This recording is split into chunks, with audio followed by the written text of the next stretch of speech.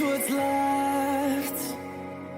The storms we chase are leading us, and love is all we'll ever trust. Yeah, no, I don't wanna waste what's left.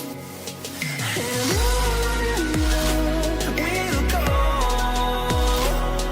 through the wastelands, through the highways, till my shadow turns to sun rays. And on we'll go, through the wastelands, through the highways, and on we'll go.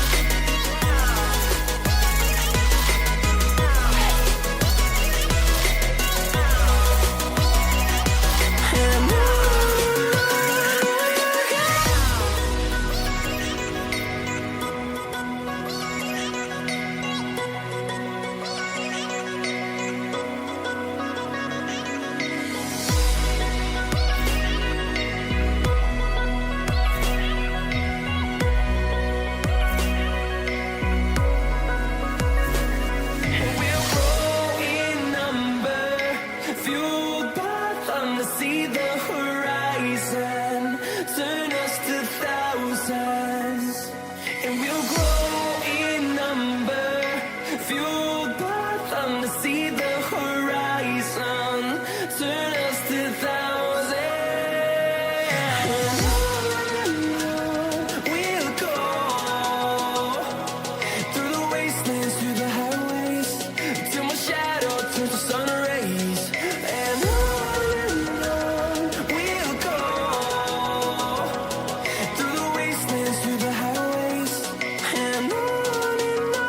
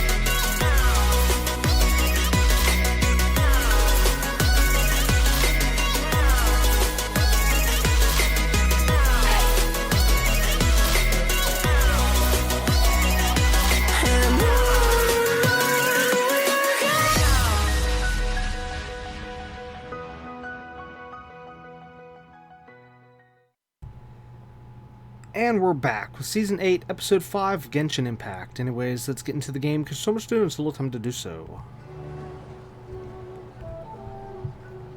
Alright, last episode we continued and finished Chapter 3, Act 1. And then we started and went through at least 99% of Chapter 3, Act 2 in last episode. Now, anyways, as for last episode, that time loop went on way too long. That was basically almost, it was almost 3 hours. That was ridiculous.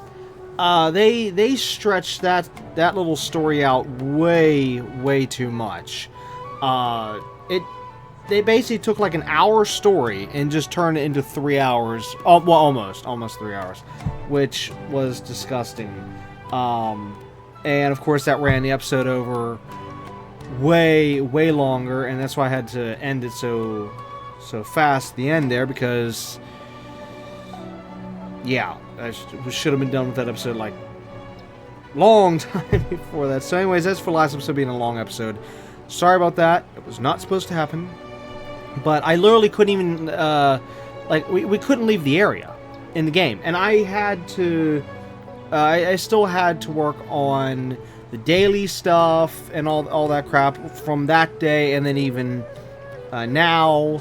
So, I wouldn't have been able to continue the daily stuff I have to do in this game if we would have left that episode back in that point where we were stuck in that again, I'm saying time loop because that's essentially what it was, but it was the characters were stuck in the dreams, and it was Anyways, as for a few things I said I said I wanted to say a few things which I would say in the next episode, which is now. But the problem is, other than what I just said, which that was one of the things I wanted to say, about how ridiculous that was, which is completely ridiculous. Can I stress it enough? That how idiotic that was? Again, turning an hour story into 3 hours? Anyways. Sorry. Okay, so I can't really remember what everything I actually wanted to say, because trust me, there was things I did want to say about, like, numerous bits of the story we went through, but as for the point towards the end, when I kind of called it with the dancer being the whole the center point of the dream and stuff, that it was focused off her. I actually figured that out before the characters in the game did, and that was actually due to a few different small reasons. Number one, why else would that playable character have been there at that point? I mean, yes, of course, for the dance, but come on. It's just, if you look at it from a game point of view and not a story point of view, it totally made sense for that character to be the dream point, since they already went on the fact that Dia, even though I like to say Dea, but anyways, Dia here, she was the one who cared for the girl in the back there, sitting on the bed, and was her bodyguard, and basically you saw what happened, what happened, the whole thing with her, which actually, yes, I could see where maybe someone would think, oh, well, it should be Dia who should be the, but no, since she already had that role, that's where one of the things that led me to think it was the dancer. Second thing, and again, I don't know if this is true or not, but another reason why it led me to think it was the dancer, which of course is, where's she at? There she is. That character there. I say dancer because I'm not going to try and butcher her name, but anyways, as I was saying, wait, how was I starting that?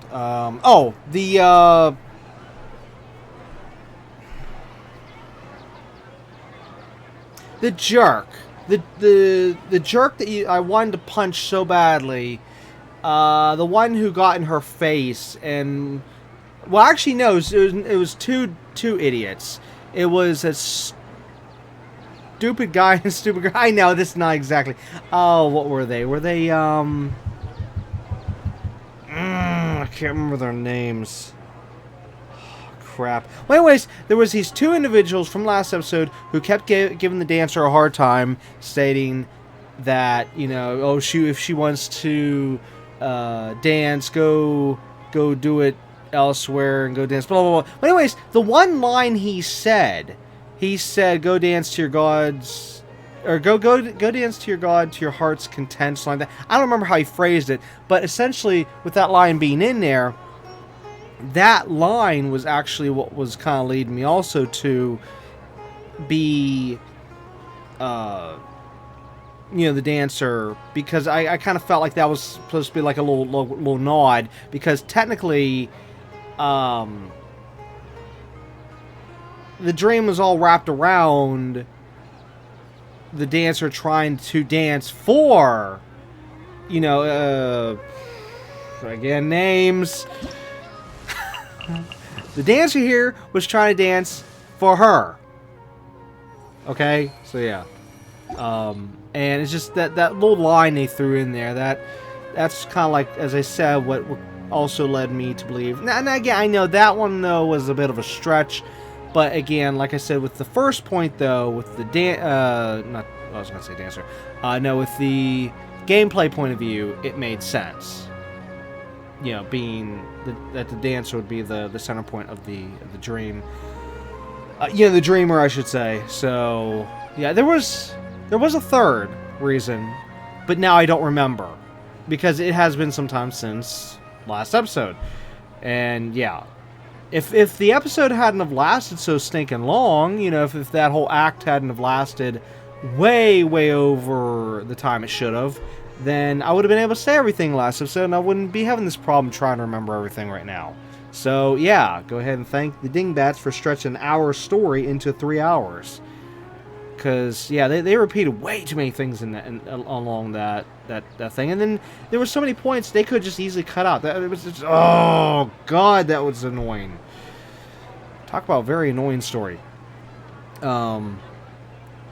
Yeah. So anyways, as for the emotional part of the story, though, okay, yeah, this is one of the things I did want to say, which actually this is brief, that I am glad to see that the girl back there, she is alive. And while I had a funny feeling she was going to be whenever this character here said there's possibly a chance. There was a line somewhere where she left. There was a point where she left and she said a line about saying like, oh, there's possibly a chance, yada yada. And I figured, oh, okay, you know what? She's gonna make sure that the girl back there doesn't die and yada yada. So that was nice. But anyways, oh, now I remember there was one other thing I did want to say, definitely, and I remember now. It seems I was right about Catherine. Well, semi-right. No, I did say, no, I think I did say two different things. I'm sorry. I did say two different things about Catherine. So, whenever we saw Catherine in last episode, yeah. Should have been last, yeah. Wait, was it last episode? Hold on, let me just double check on that one.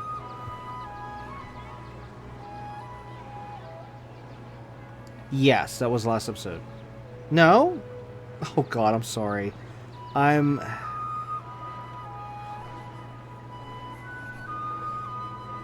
Okay, it was either last episode or the episode before. I'm sorry. But either way, there was a point where we saw Catherine, and my first theory was, oh my god, is that the real Catherine? Okay, so I was wrong on that one, yes.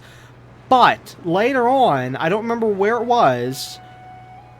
Maybe it definitely was last episode whenever I said the second part, where I then thought, oh, wait a minute. Was Catherine really this girl in disguise? Okay, and anyways, at the end of last episode, it proved that Catherine that you see in the back there is really this little girl. Well, or should I say, extremely old Archon god, or whatever she actually is.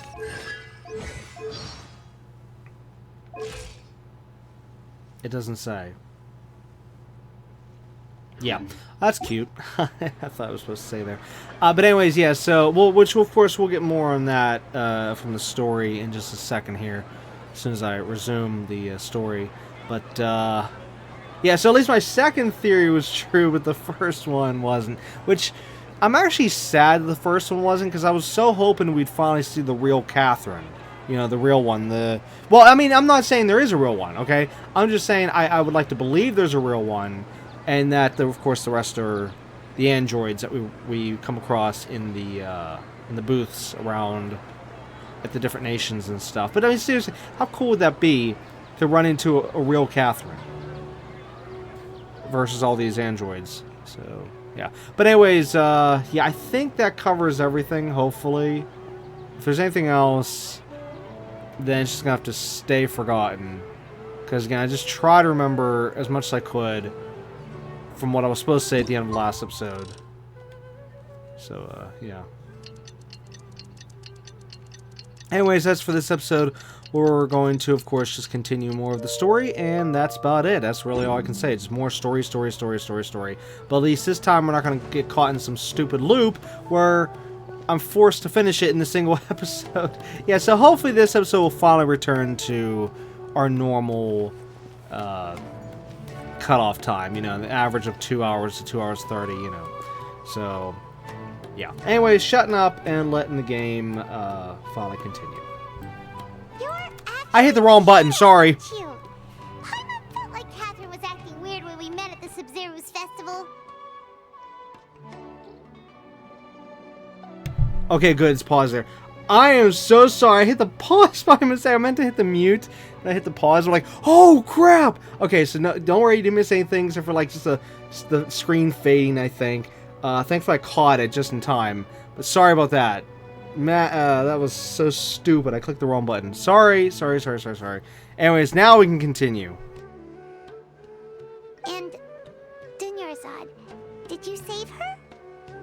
It's a really long story. We shouldn't disturb her. Her consciousness is still weakened.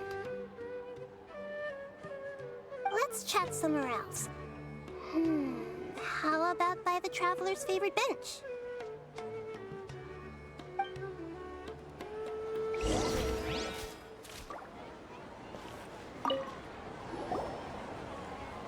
What's going on?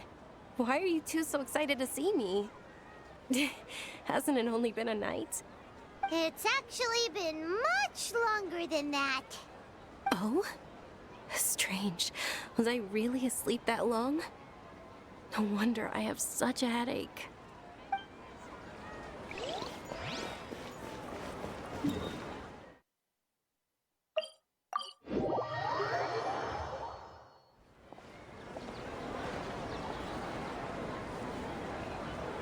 Let's talk about Dunyarzad first. It's such a relief that she's all right. After we parted on the last day of the Sumeru's festival, I left the city and saw what the Traveler had described. Among the countless dreams, I found one that was growing fainter and fainter. This proved my suspicion. Once Dunyarzad could no longer bear the Akasha harvesting her dreams, her consciousness began to dissipate. But this also meant it escaped the Akasha's control. Such a small fragment of consciousness can't last for very long, though. It will return to its original dream, where both will gradually fade until they completely disappear. I used all the power I had to keep her dying dream alive as long as possible, but it still wouldn't have lasted for much longer if it hadn't been for you two breaking the samsara. So it looks like we did manage to save Dunyarzad in the end, and not a moment too soon. Huh? Why are you two smiling so happily? I thought you'd be so moved that you'd start crying. I need to spend more time observing human emotions. Both are fine. Everyone reacts differently. All right. You two must have a lot of other questions for me, right? After all, you saved my faithful believer. As your reward, I will answer any and all questions.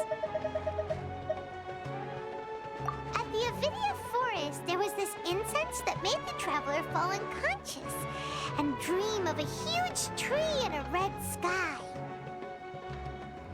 You also heard someone's voice, right? It said world and forget me. Yeah, so you do know! We've been wanting to ask you what that was about, and if the red sky was related to Khaenri'ah. It seems like the Traveler established a connection to Irminsul. That was a message left by Greater Lord Rukkhadevata's residual consciousness in Irminsul. Perhaps her last memory before she died. As you two probably know, Greater Lord Rukkhadevata disappeared after the disaster in Conria. The timings of these events do line up, so your suspicions are reasonable. A message from Greater Lord Rukkhadevata? We thought it was from King Deshret. King Deshret? That god who died even longer ago? Some present-day desert dwellers still worship him. You probably just heard some of their conspiracies. Okay, so what does the message mean?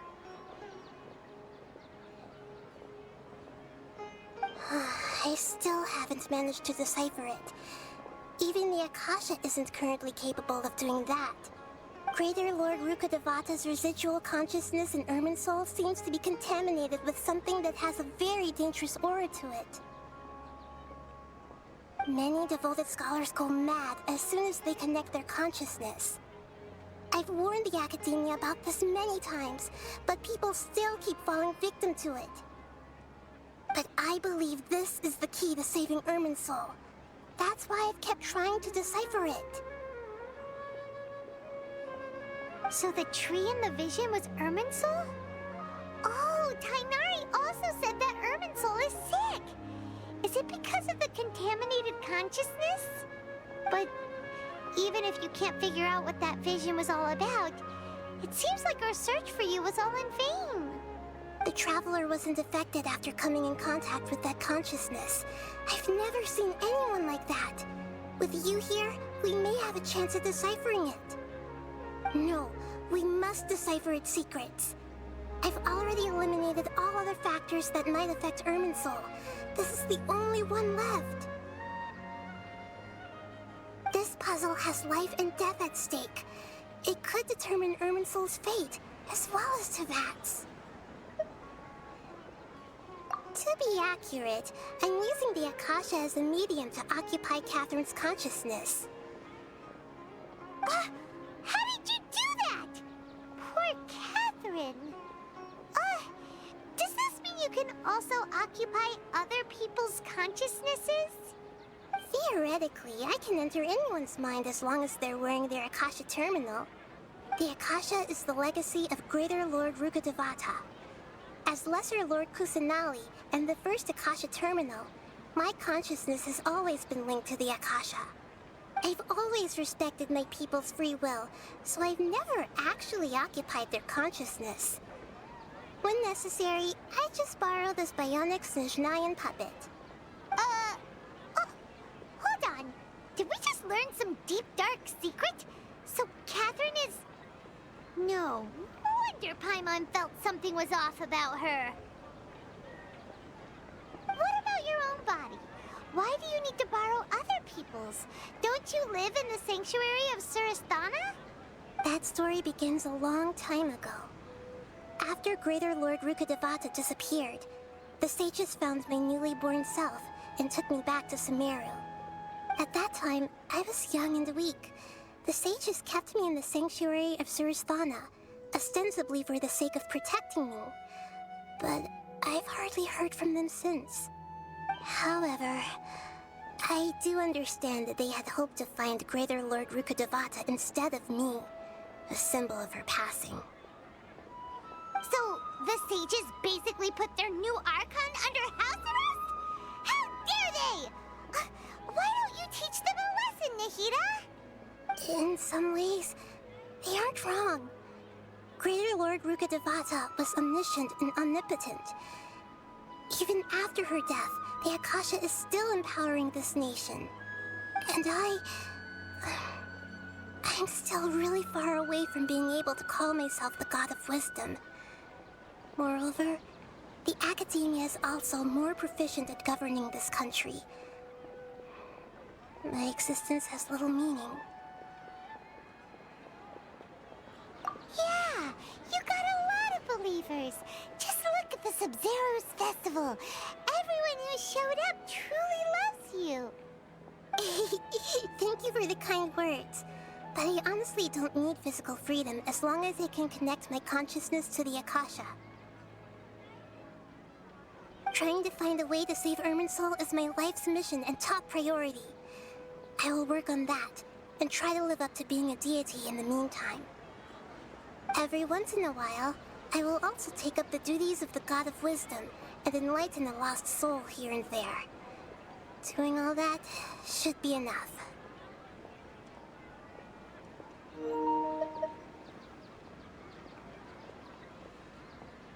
There's never been any big problems with the Academia's governance of Sumeru. This is the first time I've seen them step out of line. I wonder what caused them to go down this path, and what they hope to achieve. Even though the city's residents haven't noticed anything strange, if the Traveler hadn't broken the Sumeru samsara, the situation could have become dire.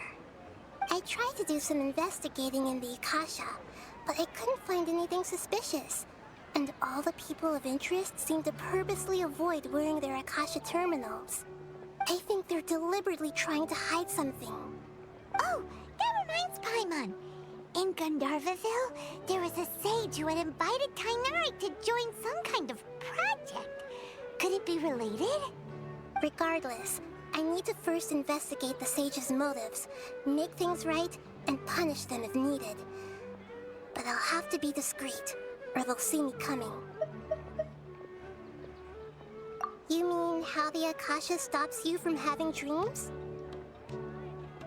Yeah, it's been such a long time. No one's noticed something's up? It's not that no one noticed. It's more like no one cared. Ultimately, it's all rooted in the sage's misdirection. Misdirection? The sages convinced everyone to believe that being unable to dream is a sign of rationality and wisdom. Not dreaming is a badge of honor in Sumeru. Even if the truth is that their dreams are being reaped by the Akasha.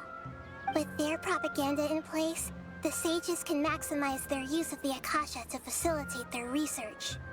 Besides, Greater Lord Rukkhadevata must have created the Akasha in the hopes that it could be used to its full potential. That's why I've never come out strongly against this. Anyway, the perspective advocated by the sages drowned out any voices of doubt. By now, even those who never use Akasha terminals find it too shameful and embarrassing to talk about their dreams.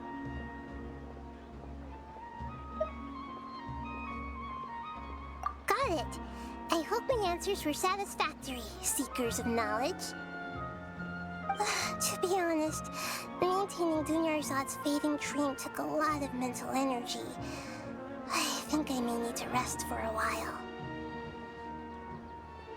Oh, and you don't need to worry too much about the sage's activities for now. The Akasha won't be able to conduct another project on the scale of the Sumeru samsara in the immediate future. Go and get some sleep. Leave everything to us. What a relief. This is truly the most exhausting birthday I've ever had.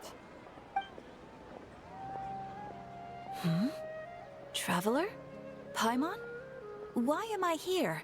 Do either of you know? Maybe you were sleepwalking. You know you can't wake up a sleepwalker. We happened to walk by, so we thought we'd wait for you to wake up. I see. Huh.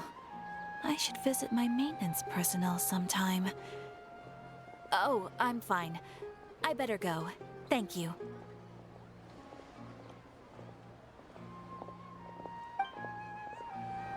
We've spent quite some time in Sumeru City, but ever since we last said goodbye to Lesser Lord Kusanali, we haven't heard anything from her. Oh, we can't just keep waiting around like this. Let's go find Catherine and pick up some work so we can at least keep ourselves busy. I'm super ticked that I didn't travel to the bench on foot, because I actually did want to see if Catherine was actually in her booth whenever she was down there.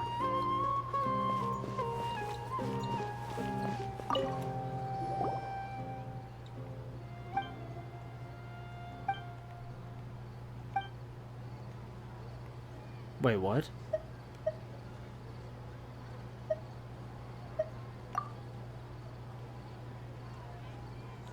the hey is this? At first I thought I was just interacting with a, whoops. You know, one of those, information boards. And then all of a sudden it just popped into, like, a little side quest here.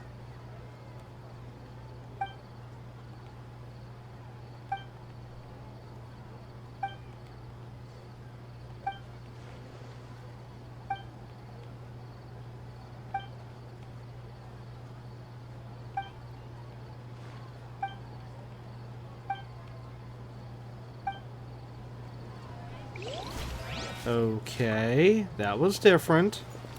Wait, so what happens if I click it again? Oh, it just shows the current one. Oh wait, it said in Sumeru City, right? Whoops.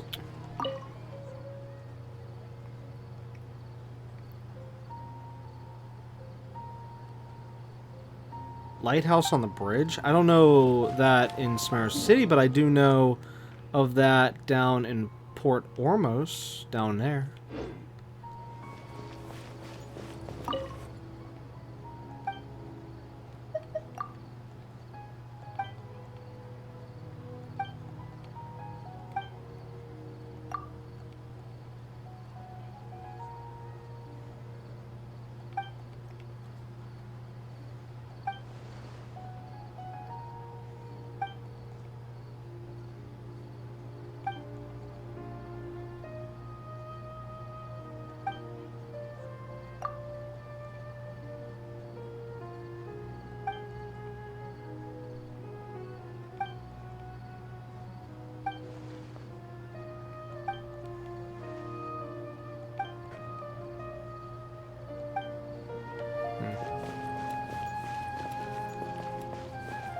I guess I'll have to figure this thing out later.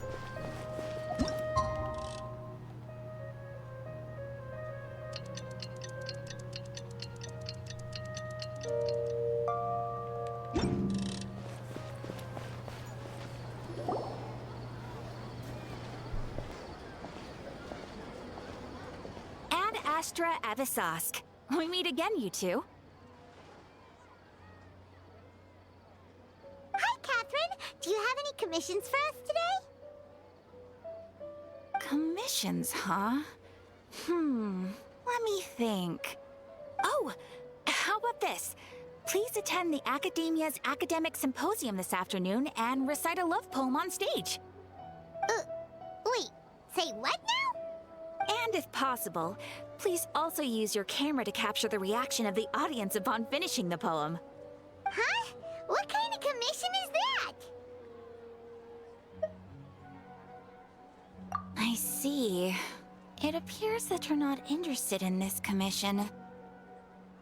In that case, please go to Port Ormos and convince the Eremites there to spend some time volunteering at the local orphanage. Hey, that's not any better.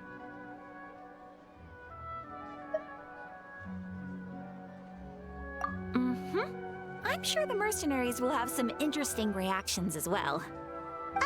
Paimon's gotta ask, just who exactly has been submitting these commissions to the Adventurers Guild? Oh, the commissioner? Well, actually, I just wanted to see the two of you in action. Was it so obvious? I was hoping you would actually take one of those commissions. That kind of chance to observe humans doesn't come by often.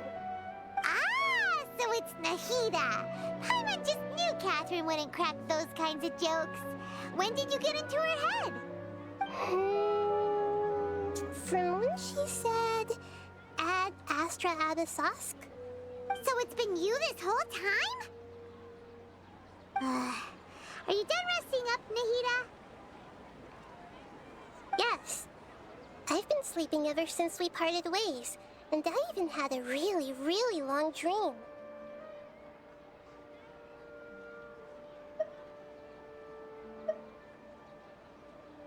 It was another dream about the Sub-Zero's festival, except it was a happy one. In my dream, I was sitting in the middle of a flower terrace, and everyone in Sumeru City was holding hands as they danced in circles around me. They danced round and round, and everyone looked really happy. I also got to sit on a gigantic flower carriage.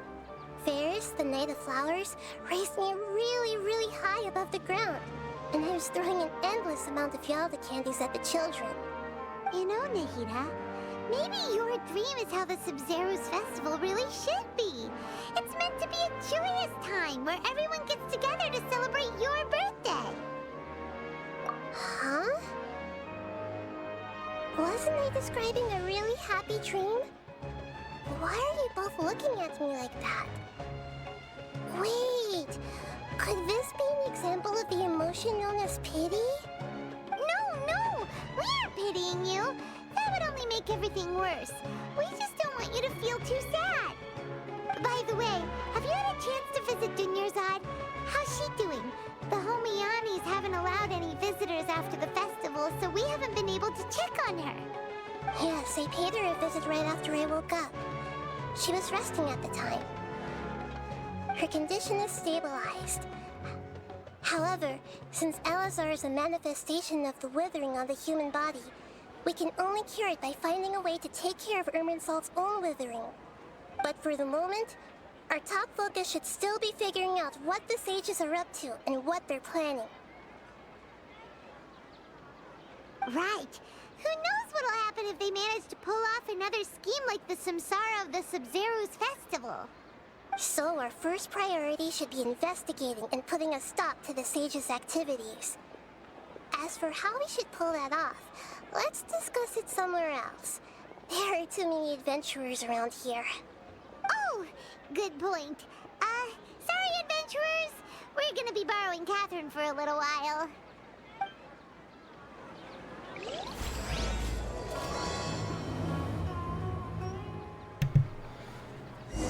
Oh, okay. She did disappear from the spot. And that... now that we just finally ended Chapter 3, Act 2, and started Chapter 3, Act... Wait, yeah. Hold on, get this right. Yeah, Chapter 3, Act 3. Apparently I was off on the information about when the daily commissions... Or not daily commissions. The, reputation stuff unlocks. Apparently, I guess it's after Act 3, not Act 2. I said Act 2 before.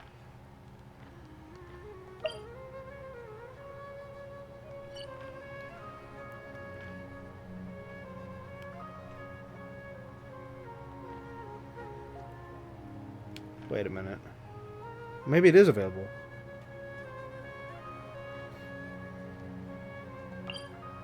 I thought it was supposed to be over here. Yeah, I see a thing here.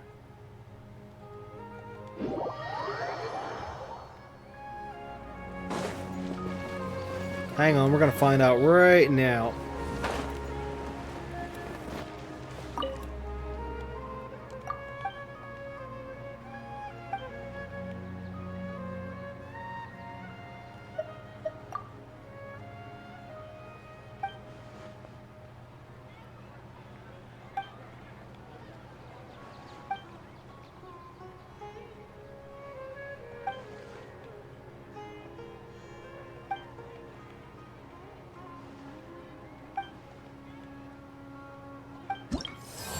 Oh, okay, finally.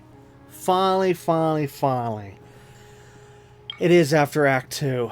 Well, at least some point during Act 2. So, yes.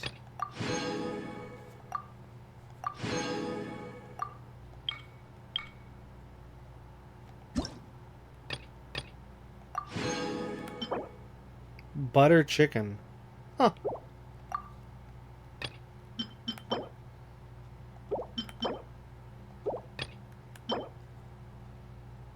What? Ooh, I need that. I desperately need that. I didn't even know this thing existed.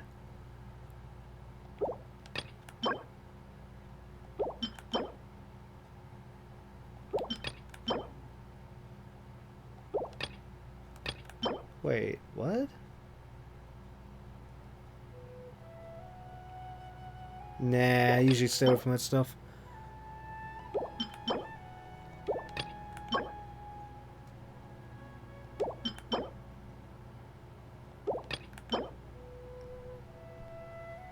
I need that. And I desperately need that. In the worst kind of way. I need it now, and yet it's going to be weeks, if not months. Yeah, it's going to be months before I can ever get that. Same thing with this. It's going to be months before I can ever get that as well. Because it takes a long time to go through this.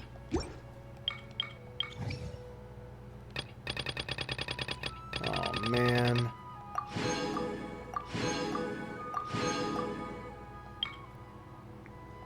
Oh. Oh, they're 20s now. Oh, man. Oh, good. At least it was enough to get to level 2. That's where I needed to get to unlock this stuff.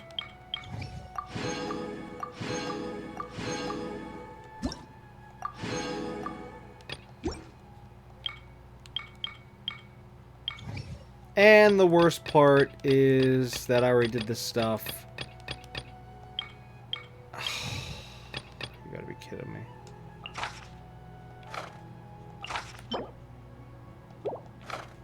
Yeah, so now I gotta do all this here. Whereas I have actually been working on this stuff over in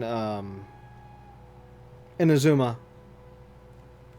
Even though I don't need to do it in Inazuma, I could do it, you know, anywhere. I could do it Mondstadt, Lulu, or Inazuma, but I've been choosing Inazuma because for some reason to me, I just find them better over there. Out of the 3 I just mentioned.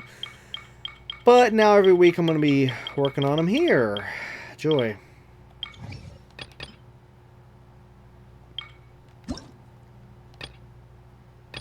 It doesn't say how many points I need per level. Yeah, it's at the bottom of the screen there, down there. But I'm talking like, for the, unless it's 500 for each one. Yeah, maybe that's it. It's probably just 500 straight every time. I'm assuming these ones are probably tied to the main story. So that'll be 300 right there.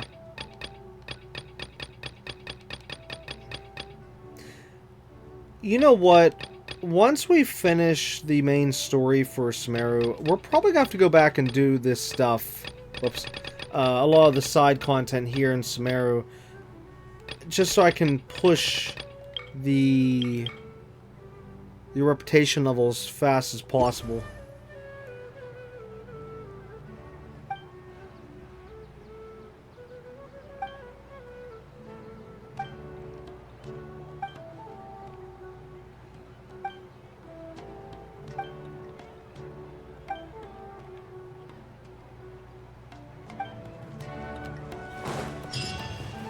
Okay, I'm just so good. Whoa.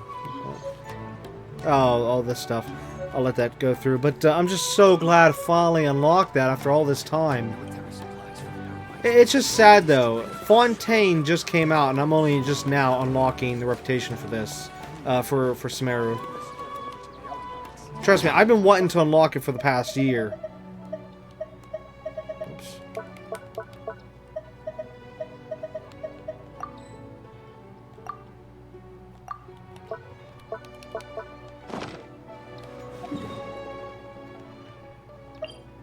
Oops.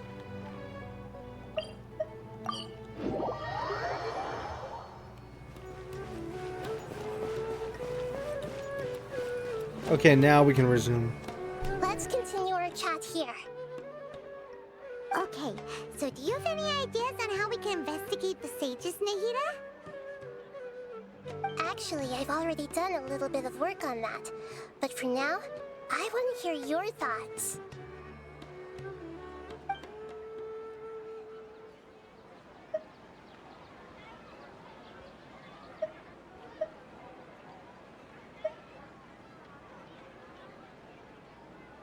We're in the dark as of now. Since we still don't know anything about their goals, any rash move could tip them off and lead to terrible consequences. After all, every person in Sumeru City is one of their hostages.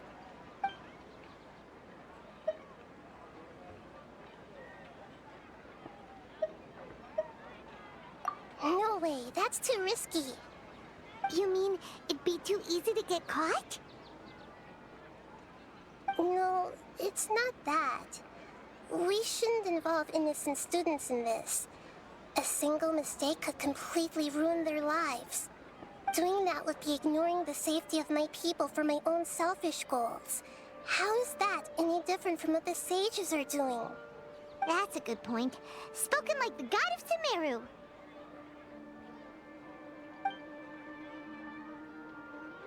I've already tried that, but all the key members of the Academia, even the core of 30 guards, intentionally avoid wearing their Akasha terminals. It seems that from the very beginning, they've been guarding against info leaks from the Akasha. Of course, it could also be because they're wary of me. Have you already caught the sage's attention? I'm guessing not yet, but distrusting me would make perfect sense if they've ever paid attention to the urban legends about me. In any case, I probably can't take over their minds directly.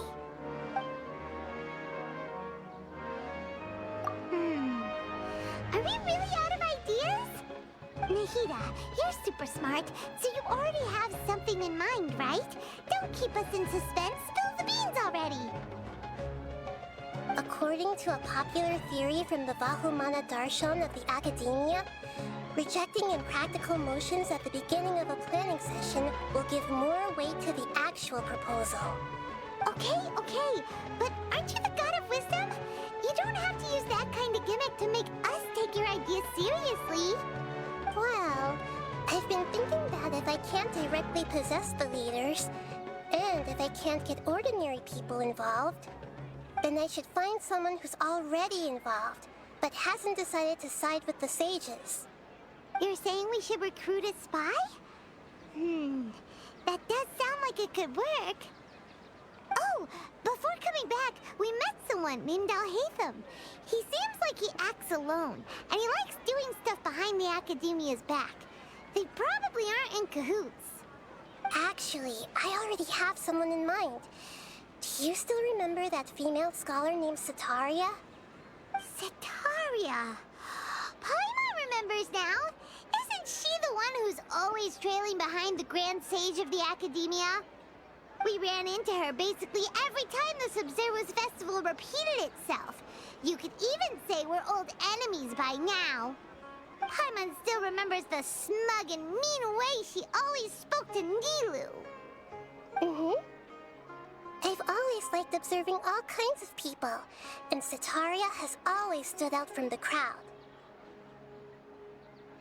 She was born in the desert and was hailed as their greatest genius. Her academic gifts allowed her special admission into the Academia, and also gave her the opportunity to serve as the sage's assistant.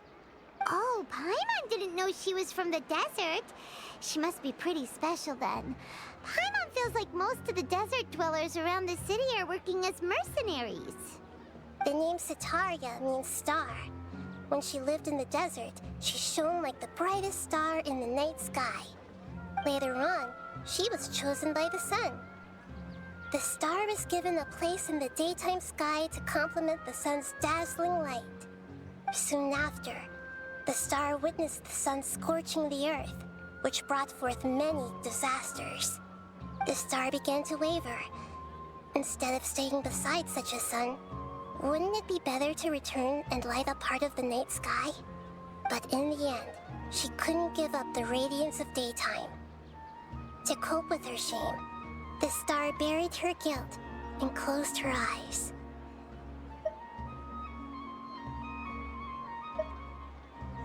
From the sound of it, Setaria's just hung up on the research opportunities here. But she doesn't really support the Academia. She still feels guilty about not doing more for the desert, right? She's just running away from her problems. Indeed. When they are presented with complex moral issues, many people will simply plug their ears and go with the flow until the problem can't be fixed anymore. She's suppressing a lot of guilt, but before she realized it, she had already become the sage's accomplice. She can't deny her part in their schemes anymore. Right. We must somehow make her face her problems again. That way, not only can we get useful intel from her, but she can also use it as an opportunity to redeem herself. From my past observations, Cetaria will take a day off from the academia every 10 days to do some shopping in the city. Tomorrow afternoon just happens to be a shopping day for her. That'll be our chance. To prepare, let's go check out some of her favorite spots, and have a quick chat with a few of the vendors there.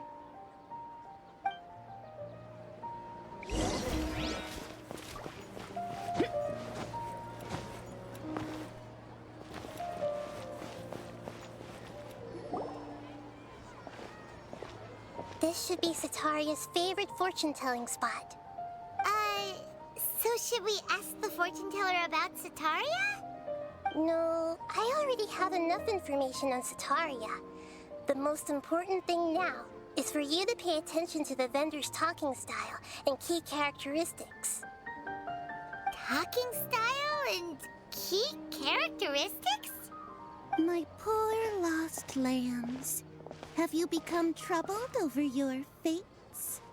The divine voice of wisdom often echoes between mine ears. If thou be blessed today by the gods, I may be able to show you the way. Huh? Really? Nahida, you've been whispering things to her? Shh. My friend here has some doubts regarding her future. Can we get a fortune reading for her? Of course, of course. In that case...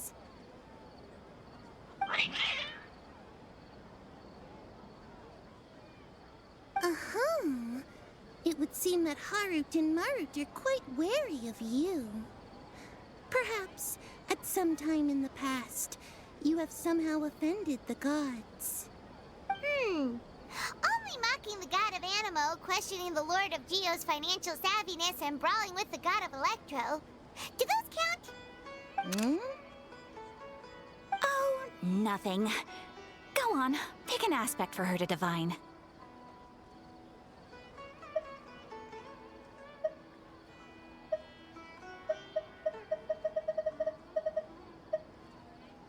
Love prospects? No problem at all.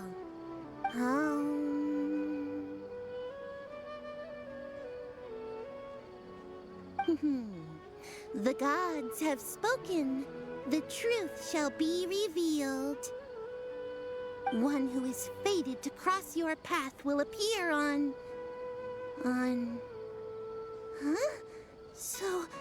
So many people will fall for you. How could that be? Harut, Marut, did you two spoil my divination? I've never read a fortune so absurd.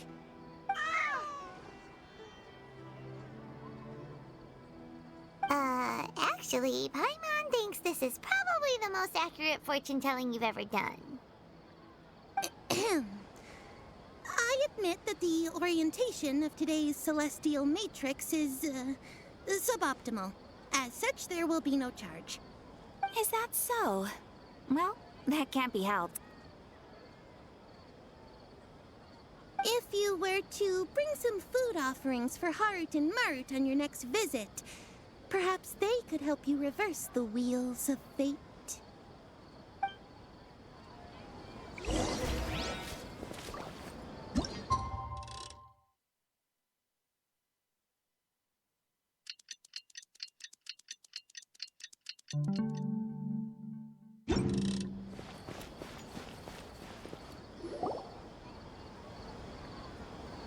Is this another one of Cetaria's favorite stalls?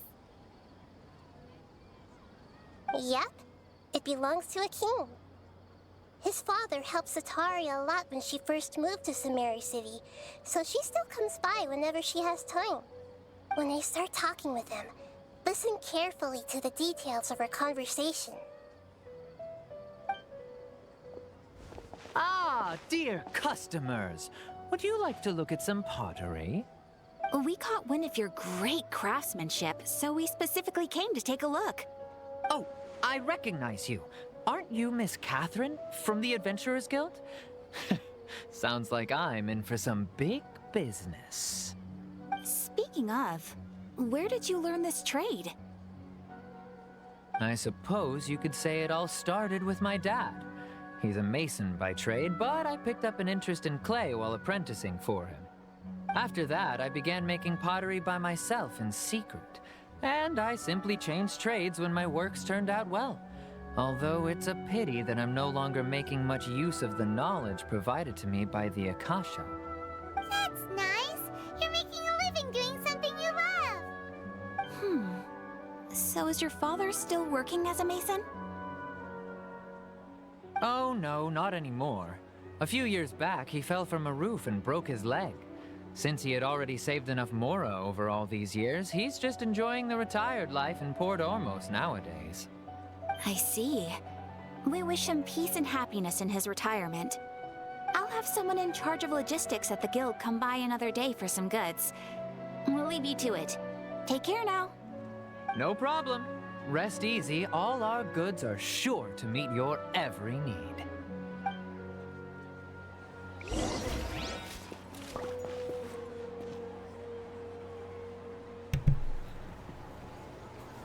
Alright, quick BRB.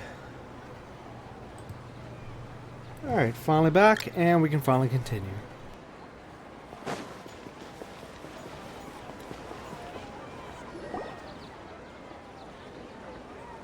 This should be our final stop. Sataria's always thinking of this restaurant when she's working at the academia, so she always comes by whenever she's out in the city. Nahida, you've really thought of everything. It's my duty to protect Sumeru's citizens, after all. Hi there. I feel like I've seen you down by the docks before. Huh? Sorry, I don't quite remember. If I recall, you were having a discussion with someone about shipbuilding at the time. Ah, that's right! I've always been really interested in feats of marine engineering. After all, I grew up in Liyue Harbor and spent my entire childhood staring at the ships going in and out of the port. I came to Sumeru to study, but failed to make it into the academia due to my lack of talent. But I'm still discussing all kinds of problems with different scholars, and I'm continuing to study and perform research from the restaurant's basement. I'm sure I'll get to the academia after their next round of exams. What an admirable spirit for learning. Amazing. Sure, but you'll find hardworking people wherever you go. So this restaurant has a basement as well? Huh. First I've heard of it. That's right. It's not usually open to patrons. Most of the time, employees use it for breaks or to hold private events. I see. Guess that makes sense. Well, good luck with your studies, Miss Chishan. Thank you so much. As long as I can make it into the academia as an official student, I'll be happy.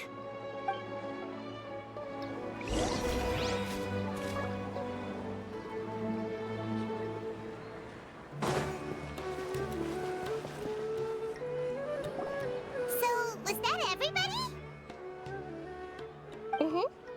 3 familiar faces should be enough for Sataria.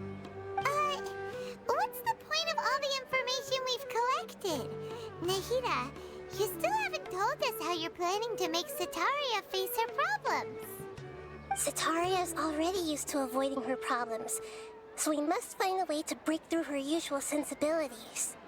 I remember you mentioned that the Eremites in Port Ormos are all making a fuss about the upcoming resurrection of King Deshret. Although it's all just a boatload of nonsense, the fate of her homeland may turn out to be Sataria's soft spot. Oh, Paimon gets it now! You want to take advantage of the guilt Sataria feels about her homeland. Although she knows she should return home to help the people of the desert, all she's done is conspire with the sages.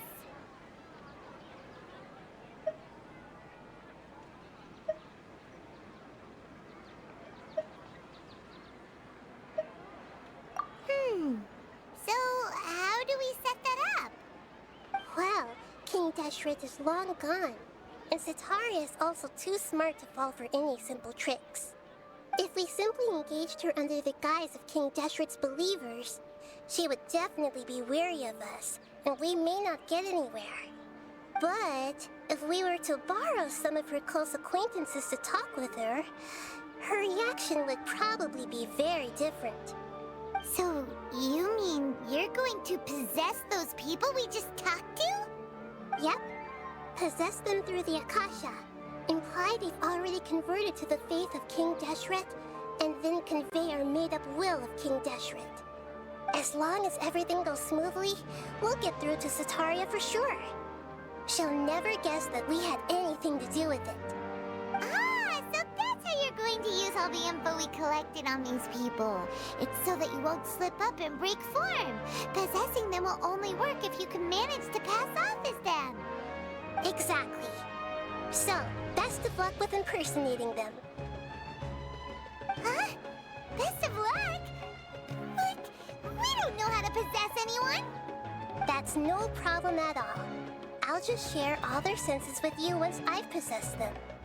As long as you're also wearing an Akasha terminal, the effect will basically be as if you've possessed them yourself. Huh.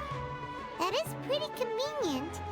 But why does she have to do this? Can't you do it yourself? Although I've been observing humans for a while, I've never been good at imitating them. You're not wrong.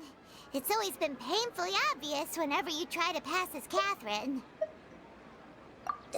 If it was at all possible, I would have preferred to leave these people alone. But seeing how things are now, I probably should just accept it and push on. Yeah, don't beat yourself up over it. We're only doing this to help everyone, and we'll only be borrowing them for a little while anyway. Alright, then let's give it a go tomorrow afternoon.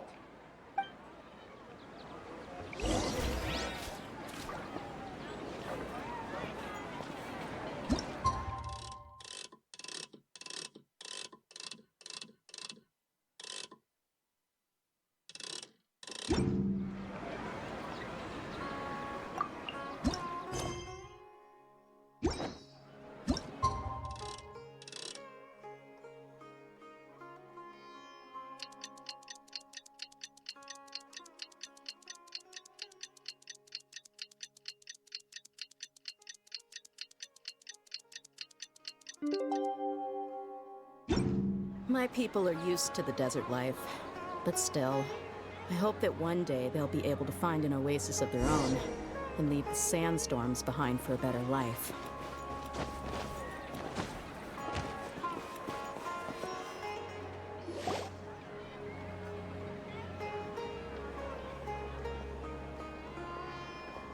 Oh, here she comes. Satari's here. Let's quietly follow her.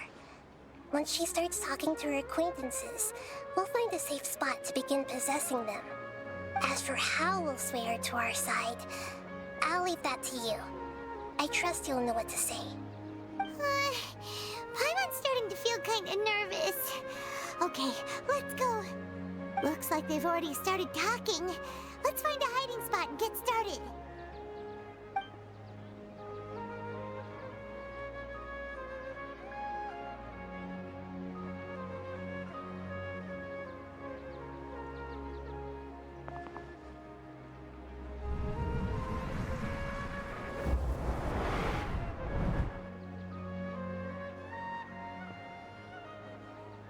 That's right. You really can't force anything when it comes to love. And besides, everyone around me has a very different background and outlook. Are you still listening to me, Nabia? Oh, of course I'm listening. You were talking about troubles with your love life, right? I heard everything you said. Okay then. You just seemed a little distracted for a moment there.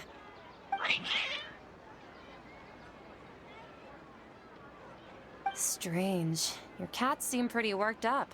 Is something wrong? I always thought they were quiet, happy kitties. Oh, what are their names again?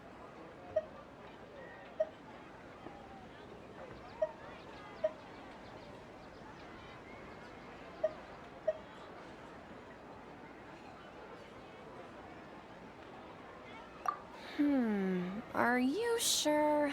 Those aren't ringing a bell for some reason. Well, actually, they have many names. Which names I use depends on my mood. Huh, I see. I imagine that must be hard for the kitties, too. So, which fortune do you want me to read for you today? You must have come for another echo of the divine voice of wisdom. I'd like to get another reading on my love prospects, but to be perfectly honest with you, I feel like I've been a real mess recently. A mess? Well, could you do a reading on how long it'll take me to finish my current project at work? I really just want to get it over with. I hear you. No problem at all. The gods will reveal the truth.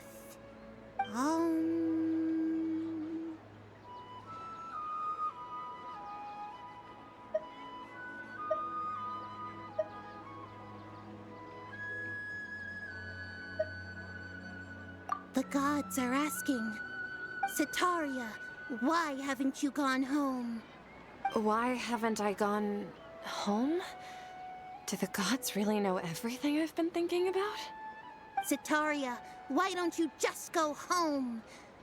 It's a demand now instead of a question. The gods seem to be truly upset.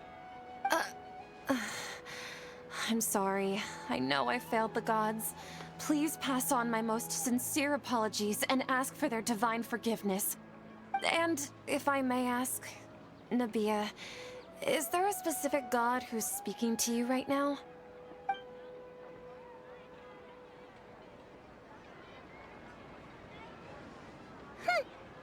What an inconsiderate and naive question. The god who is speaking to me is, of course, the wisest and mightiest of all, King Deshret. King Deshret? No wonder he would make such a demand of me. Wait a second. King Deshret passed away a long time ago. Even though news of King Deshret's resurrection has been spreading like wildfire, it's all just a misinformation campaign from the academia. How can King Deshret still exist in real life? What insolence! I am King Deshret's most loyal believer. Do you wish to refute his voice of wisdom? Oh, no. As a child of the desert, I am only reveling in his power upon learning that his divine glory has touched even this city. I will think very carefully about his demand of me. I'm sorry. I must go now. Wait!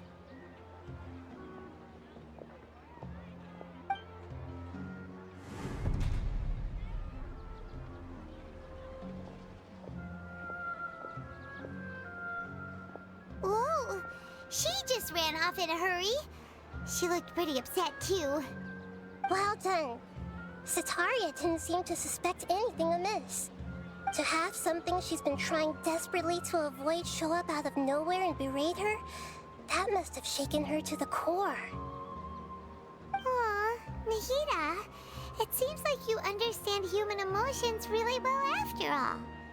All I know are some abstract Harava-taught theories.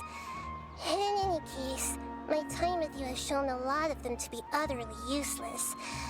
I'm still trying to make sense of everything. Anyway, enough of that. Let's hurry and catch up to Setaria. She's out of games now, right on cue. Let's give...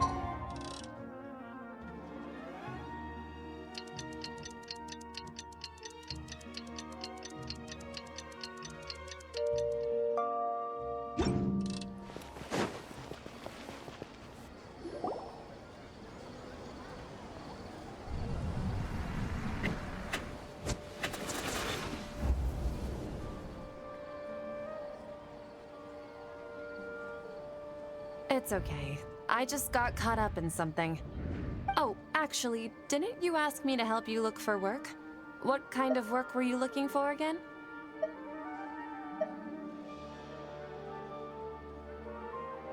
Oh, right. Your old man's craft. How could I forget? Speaking of, how's he doing? Is he feeling any better?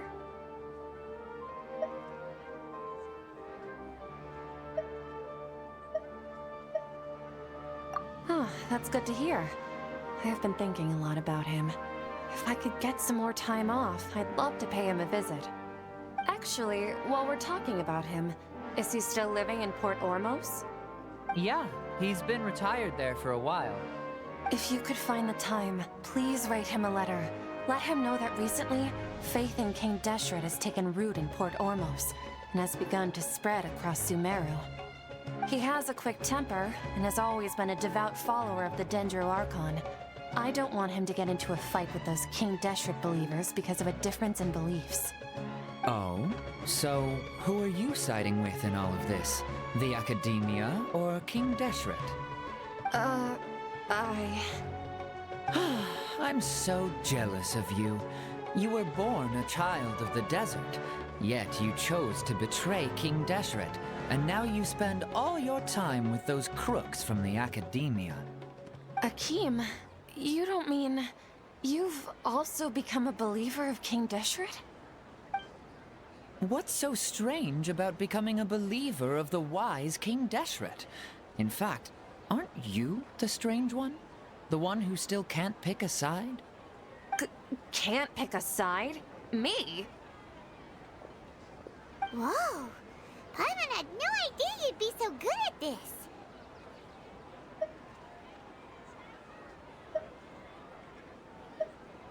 You really zeroed in on the issue and put it right in front of her. It might feel a bit overwhelming for Setaria.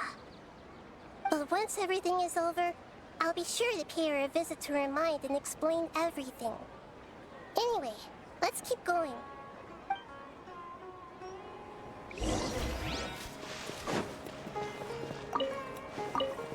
Come on! Setaria's already started talking with Shishan!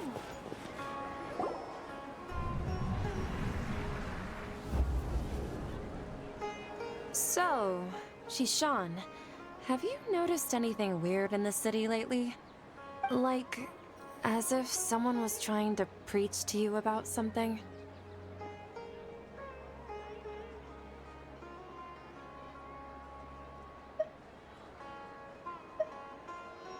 Oh, right. Speaking of strange things, I celebrated the Sub-Zerus festival so many times that I lost count. That was really weird. Wait, how could you be aware of that? That should be impossible. Nothing in the report indicated anything like that. Are you still failing to realize that the Academia's lowly tricks could never deceive all of Sumeru's citizens? Shishan, don't tell me that you've converted to King Deshret as well. What an absurd question. You make it sound like I should be ashamed for becoming a believer of King Deshret. In reality, shouldn't you be the one who is ashamed? You, who works side by side with the Academia and treated people as nothing more than experimental subjects? Please, please stop! Even now, Setaria's still trying to run from her problems. She can no longer justify everything to herself. Hey, she's trying to talk to the guards! What should we do? This is the most important part of all. Quick, get ready. Mercenary, you're a member of the Corps of 30, correct? Please help me pass a message to the Matcha right away. The situation in the city is getting out of control. Please, try to remain calm, miss. Tell me what's happening in the city. Heretics are infiltrating the city, and they've already converted many residents to their side. Heretics? What kind of heresy are you talking about? King Deshret! Many people I know have suddenly started believing in him, but he's long dead. It's impossible. Miss Setaria, nothing is impossible. You know my name? King Deshret is immortal, and all who defy him will one day pay the price. You must face the truth, Setaria. You tread a treacherous path, and the longer you ignore it, the tighter the Academia's grasp on you will become, and the deeper you will be ensnared. Child of King Deshret, never forget that the desert that belongs to you lies elsewhere. What's so strange about becoming a believer of the wise King Deshret? In fact, aren't you the strange one? The one who still can't pick a side? What an absurd question.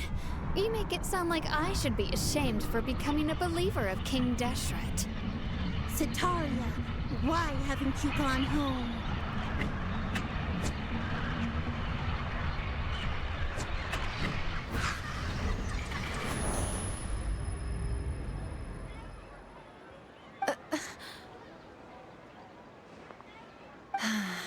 It seems that no matter where I run, I only keep finding more believers of King Deshret. I have to say, this is a familiar feeling. I've also been running from my guilt this whole time. Guilt over my part in the Sage's plans, and from ignoring the letters from the children of my homeland. But no matter how much I may try to ignore or get rid of it, my guilt always comes back.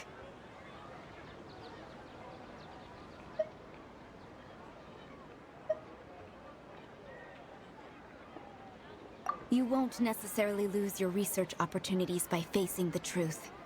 Besides, did you really want to conduct your research while carrying such heavy feelings of guilt? How do you know me so well? Are you truly just a believer of King Deshret? Or are you the god himself? That's not important. The important thing is to pass judgment on the academia and its sages, and to correct their mistakes. If you could provide some assistance in this matter, perhaps it could serve as a form of atonement. I've actually never believed in the gods, but I've always believed in serendipity.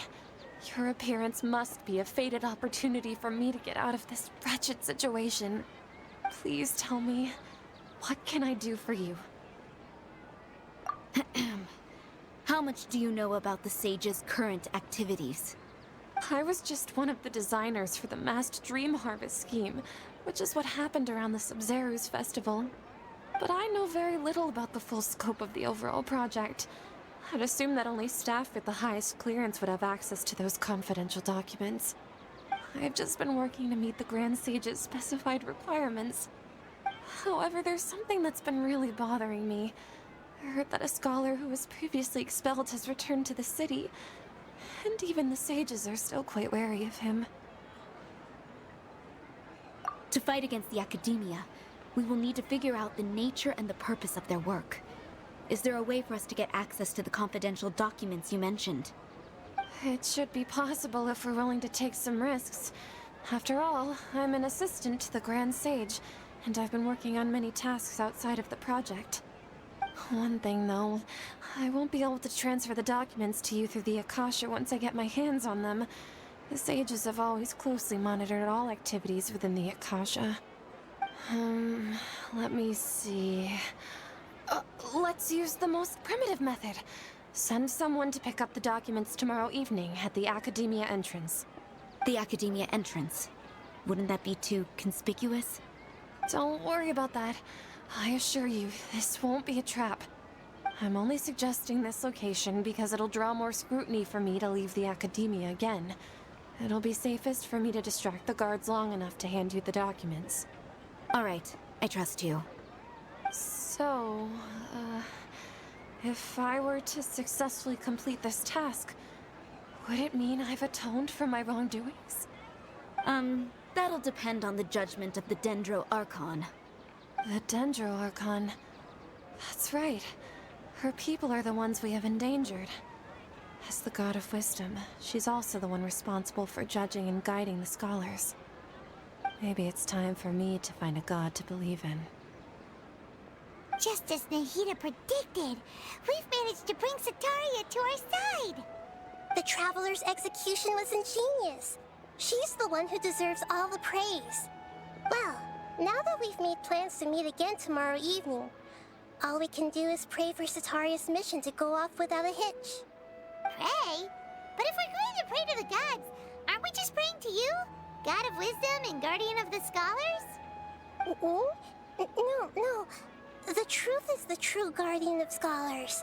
I've always believed that. Anyway, let's meet again tomorrow evening at the Adventurers Guild.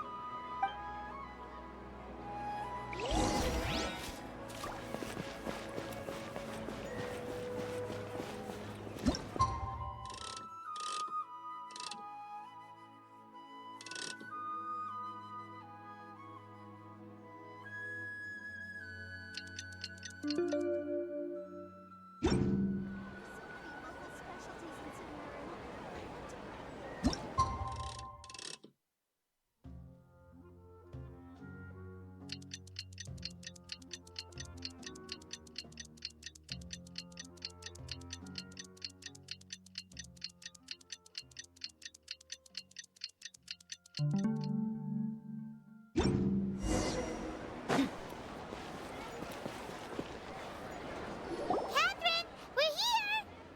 Oh, you are the other Catherine, right? That's right. I suppose I'm the other Catherine in your mind.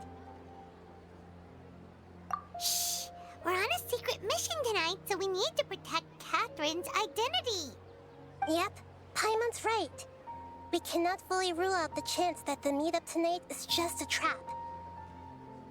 If something were to happen, my existence may be the only trump card we'll be able to play. After all, the Academia should still be unable to confirm the existence of my consciousness in the outside world. Yep, exactly. Just what Paimon was thinking. Anyway, enough about that. Let's just make sure to be on our guard. Off? What do you feel is off? It's the middle of the night. Of course it's quiet. You're not getting paranoid, are you? No, I think she's right. It really is a lot quieter than usual. If you look around, there seems to be fewer people on the streets. I'm not sure if this is the case for the entire city, though. Huh. Maybe it's just a coincidence. Maybe Sataria figured out a way to not only distract the guards, but also to get everyone to go to sleep early, just so we can exchange the documents in peace. I also can't quite figure out why things feel a little off. But now that we're here, let's go ahead and meet her as we planned. Well, regardless, as long as you're here with us, Paimon feels a little safer.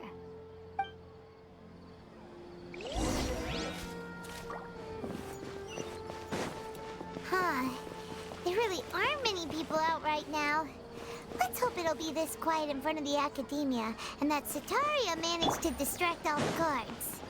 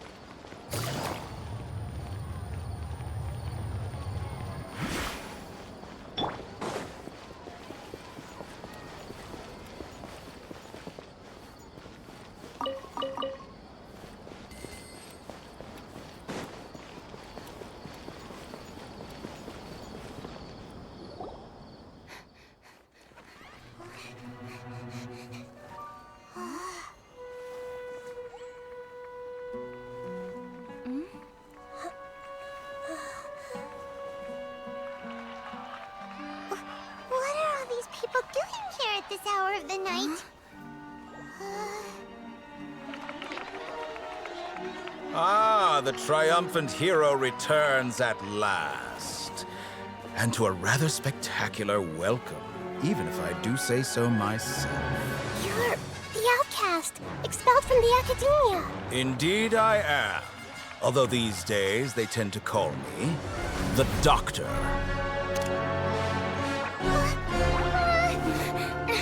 If you're looking for your researcher friend, she has already been taken into confinement. With some basic caution, she could have discovered the listening device on her person. Clearly, she lacks the degree of rigor expected of a true scholar.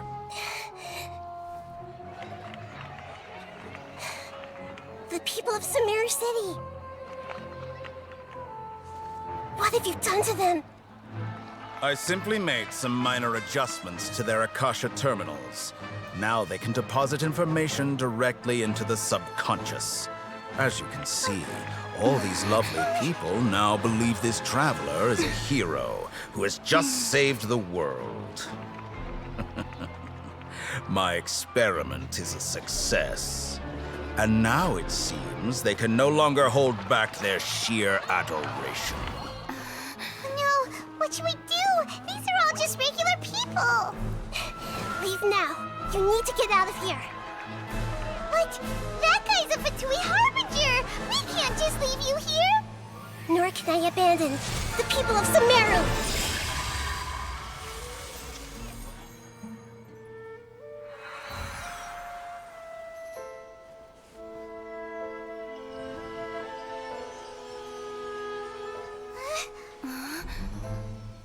Don't worry. We'll meet again outside of the city.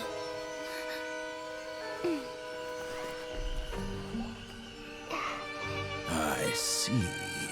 You appear to have overridden their mental faculties with your own consciousness. To possess such a powerful mind, you must be the god of wisdom.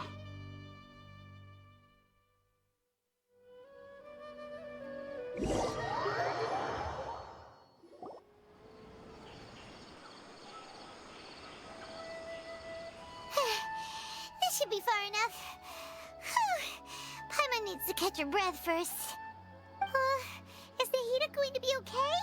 We only made it out because of her. Paimon wasn't counting on running into a new Harbinger here, let alone such a high-ranking one. That guy was number 2. So scary. He called himself the Doctor. Remember, Tainari told us about him. Sataria did say that someone who once got expelled from the academia came back recently. And that even the sages are wary of him. Yep, sounds like she must have been talking about the Doctor.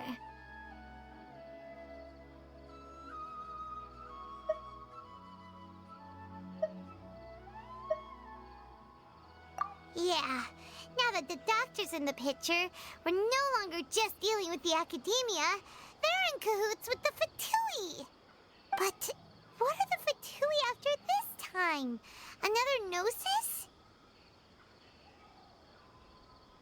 Yeah, things would be a lot easier with Nahida's help. Nahida said we'll meet again outside of the city. But we can't just keep waiting around, right? You mean... Oh, right! Wasn't he invited by the sages to work on some project when we were staying with him in the Vidia Forest? That has to be the same project. Even though he turned it down at the time, he might still know something. There's no time to lose. Let's go to Gandharvaville.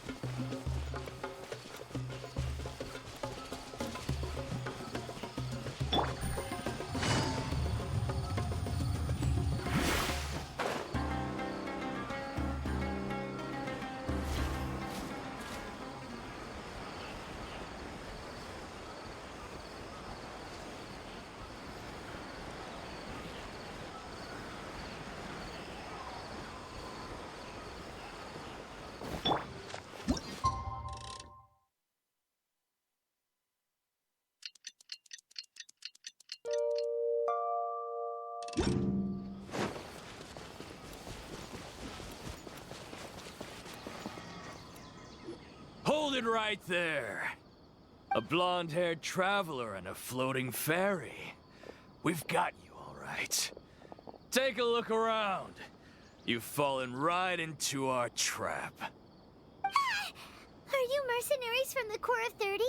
Did you come here to arrest us? Core of 30? We're nothing like those government lapdogs who don't even get scraps for their work.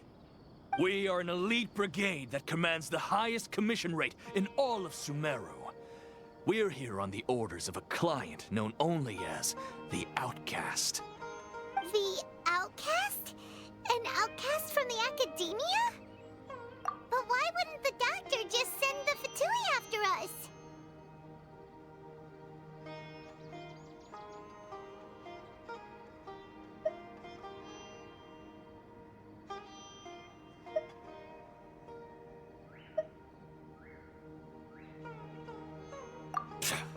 Still wasting time on idle chit-chat. We'll shut you up soon enough. Get them! You're up, Traveler!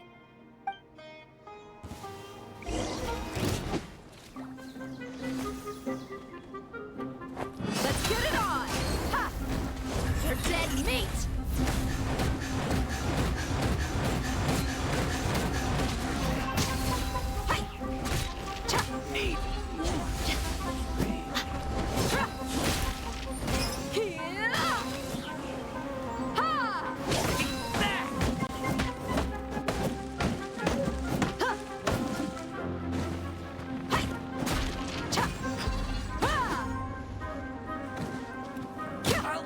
Take my leave.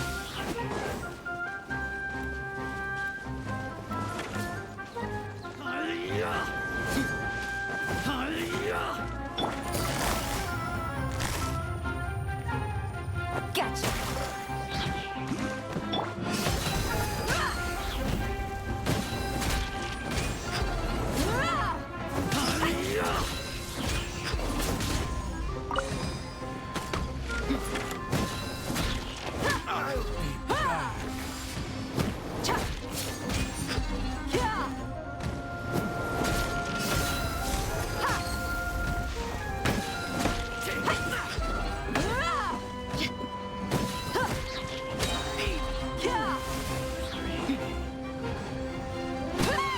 It isn't over yet! Here comes reinforcements!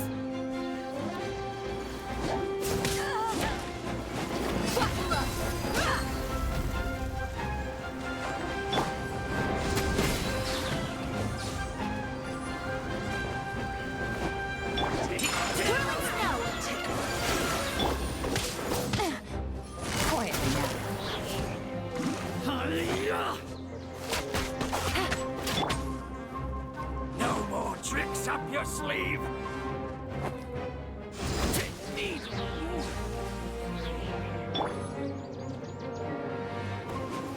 Try to keep up.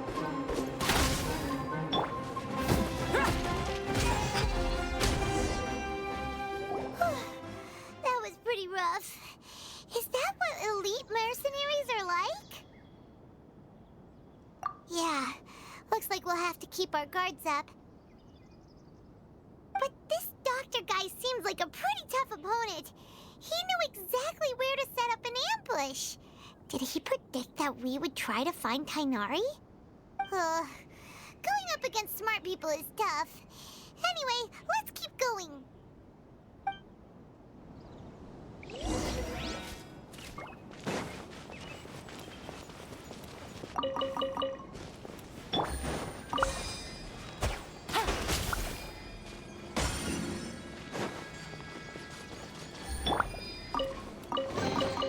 I call dibs.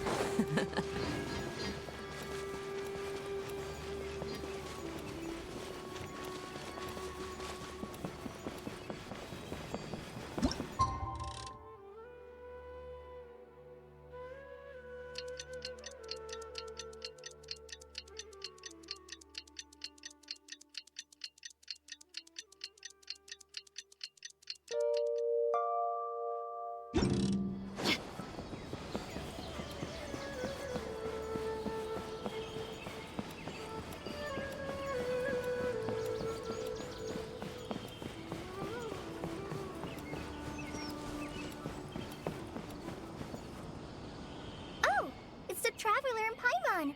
What are you two doing back here? Kale! It's nice to see you again. Are you doing all right? To be honest, I'm not doing too well. My Elazar has been progressing at a faster rate lately. I'm finding it harder to complete more intricate tasks. As a result, Master Tainari is taking me off the patrol schedule. He will only allow me to stay here and coordinate other people's tasks. Oh, Kale!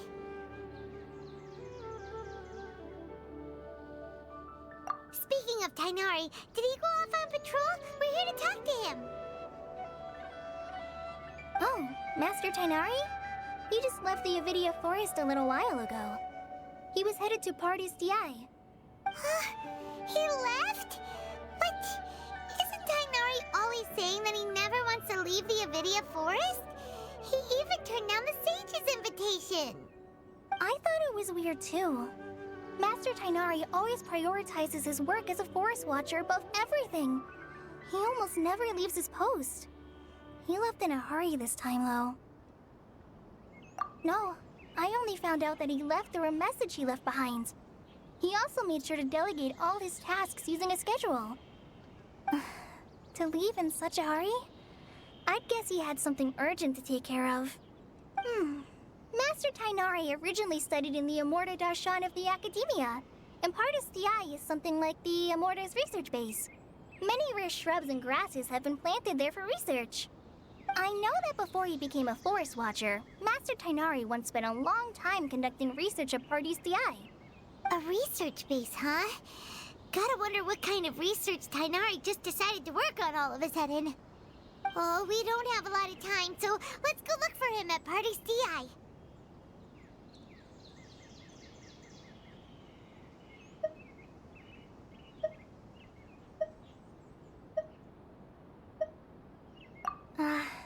Don't worry. I'm fine. I'm used to living with Elazar by now. If you run into Master Tainari, please send him my regards. Got it. Will do. See you later, Kale.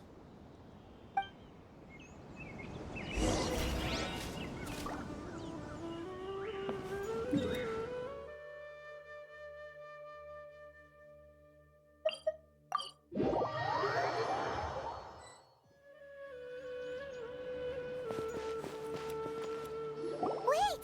Look who it is!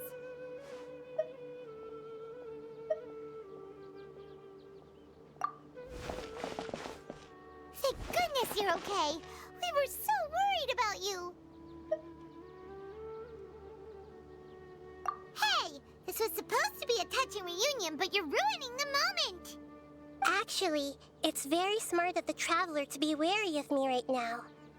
After all, the Doctor has shown that his technology can apparently even control human minds.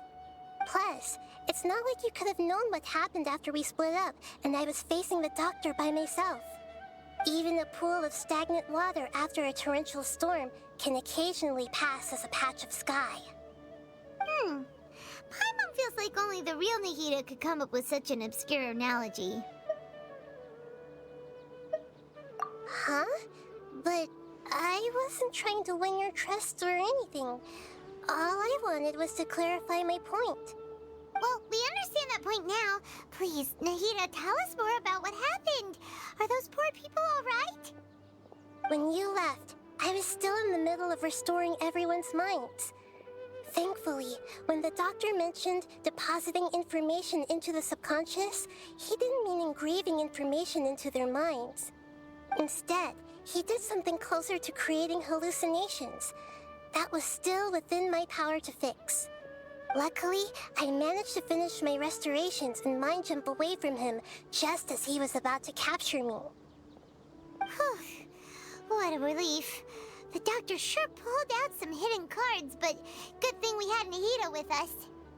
I wouldn't be relieved just yet. I gave away my true identity when I restored everyone's minds, which means we've lost another one of our trump cards. Also, the Doctor is already an expert at modifying Akasha terminals. Maybe it's only a matter of time until he captures my consciousness inside the Akasha.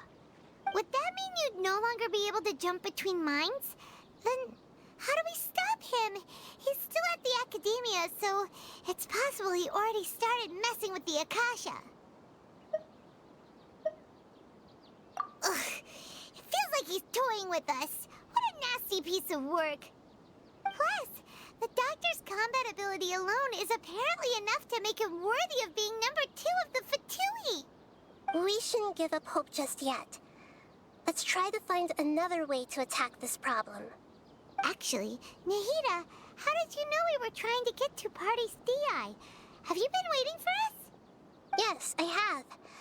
I can see the Traveler's elemental energy, so I deduced your destination by looking at the direction you were moving in. You didn't come here for sightseeing, right? Did you find any leads? We're looking for a scholar we know. His name is Tainari, and the sages once tried to reach out to him. Why don't you come inside with us and see what we can find? Okay, let's just hope we won't get him into trouble.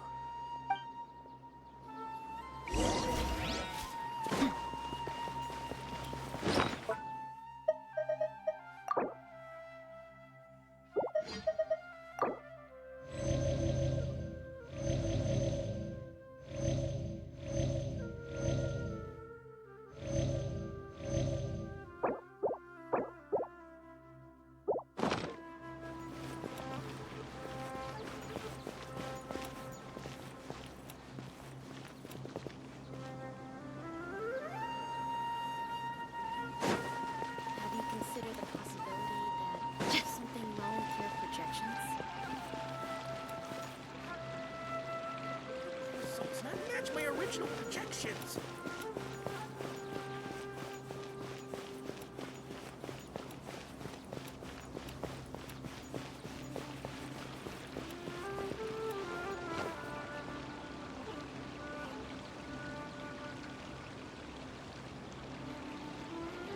I wish we would recommend some people with actual competence for once.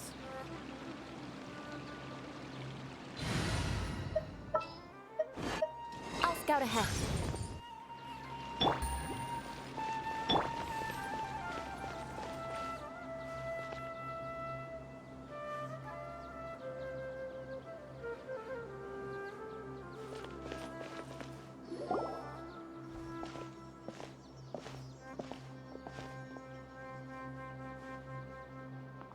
Traveler? It is you! Ah, it's Hypatia! Ah, what a pleasant surprise! It's so nice to see the two of you again. Who's this? She's a scholar we met in the Avidia Forest. When we last saw each other, she was still training in the, what's it called? Satyavada life? Oh, I see. That's right, we're old friends. You've come at just the right time. Ever since I've come here, hardly anyone has even talked to me. Hypatia, you're way too excited about this. Actually, for you to leave the Avidia Forest means... you're not in training anymore? Wait, no. Did you already finish your training and reach Pariporna life? What do you think? My consciousness has already managed to make contact with the divine. You did it? Congratulations! It's so exhilarating to share this sublime joy with others at long last. When my consciousness made contact with the gods.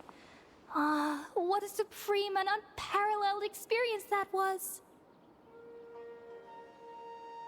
That sounds incredible!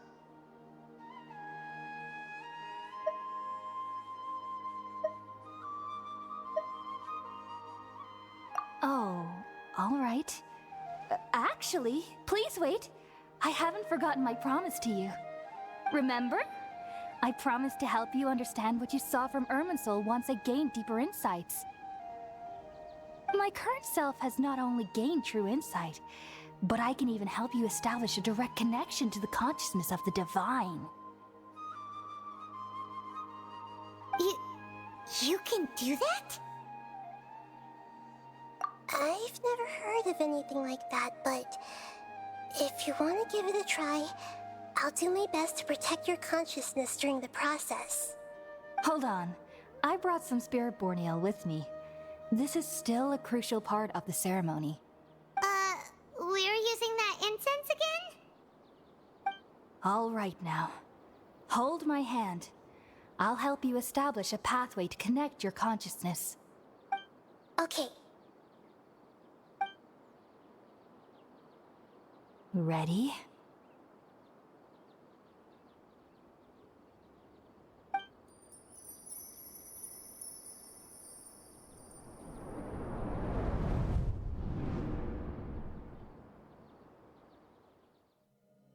It took 3 betrayals for me to finally understand.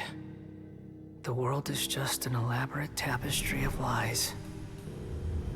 My fury will never be quelled. The first to betray me was a god. My creator. My mother. Valuing strength above all, she saw no worth in me and I was discarded. The second was a human. My family. My friend. Consumed by fear, he saw me as an abomination. The third was one exactly like me. A hope for the future. A fledgling barely out of the nest. Powerless before his mortality, he broke his promise to me. Humans, they can't be trusted. And the gods fill me with pure loathing. So I said good riddance. I denounced the world and laugh in its face. My chest will never again be defiled by worldly filth. I will scrub away every last trace of human emotion. Then it will be empty, a blank slate, and ready to receive a supreme gnosis, brimming with pure divinity.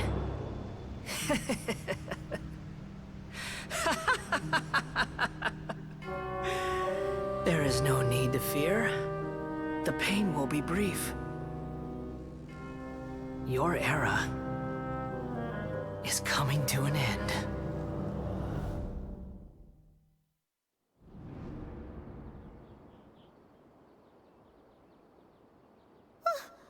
What was that?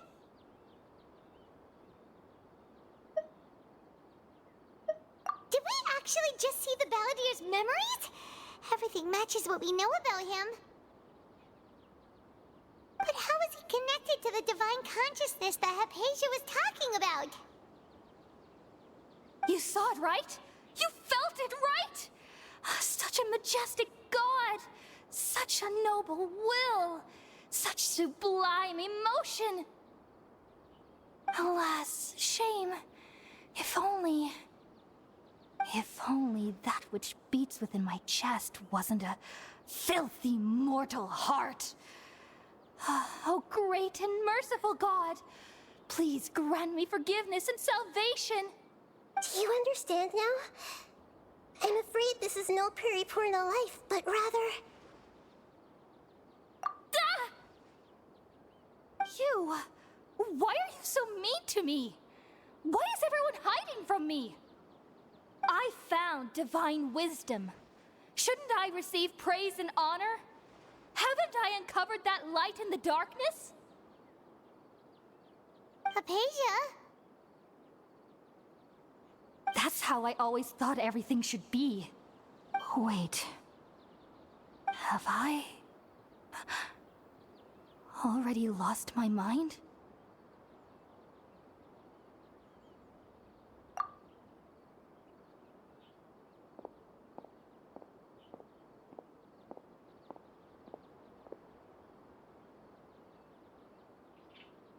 Wait, something isn't right.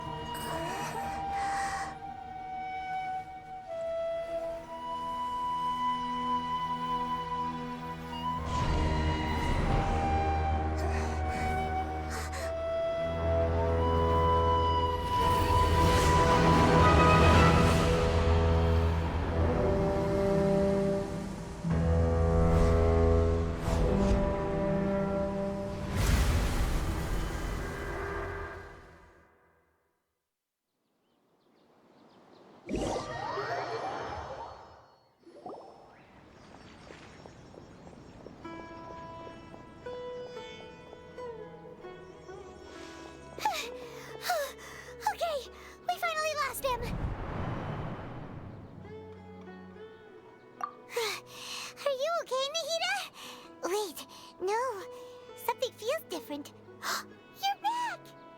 Oh, the Traveler's back? Nahida was controlling your body for a while.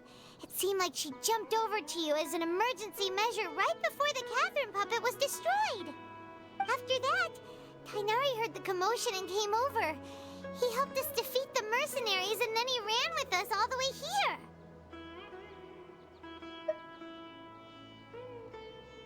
What? You swapped places? You mean your consciousness also went into Nahida's body? Wait, then where is Nahida's consciousness? Where is she now? I never imagined that an individual's consciousness could be transferred around like this. Had I not seen it with my own eyes, I would have never believed it. I don't think this can be achieved with current human technology. Also, while we were running, the consciousness in your body told me to pass on a message. She said, "The doctor has found a way to trap my consciousness, so I can't journey with you anymore. But even in a moonless night, a shower of starlight can still drown out illusions and lies." Oh no! Nahida's trapped in the sanctuary of Suristhana for good this time. Was that message all she left for us? It's pretty vague.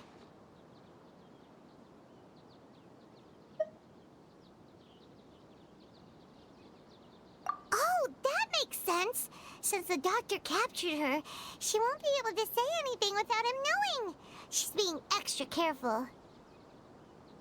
Even in a moonless night, a shower of starlight can still drown out illusions and lies. Huh. Paimon knows the moon illusions and lies are from the alchemical divination at the Sub-Zeru's festival. Didn't Nahida use a starlight analogy before? It had something to do with Sataria.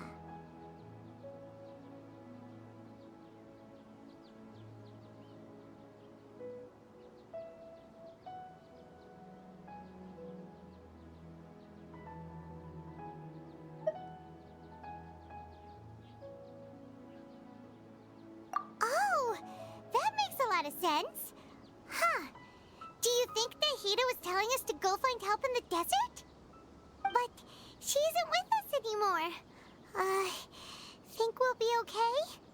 Paimon, you said Sanctuary of Suristhana, correct? Does this mean that this Nahida you're talking about, the consciousness who was occupying the Traveler's body, is the Dendro Archon? Your guess is correct, but the situation's a bit complicated, so it's really hard for us to explain right now. That's all right. A scholar's curiosity doesn't need to be appeased right away. As for the complicated nature of the situation, safe to say I have witnessed that for myself. I've spent some time with you, and it looks like the Dendro Archon's also on your side. So, I trust you. Thank you, Tainari. Oh, actually, we came here to ask you a question. What do you know about the project that the sages have been working on? Ah, that. While I was indeed invited to join that project, the sages were always secretive about its scope and goals, so I eventually declined. All I know is that the project has something to do with the restoration of Irminsul.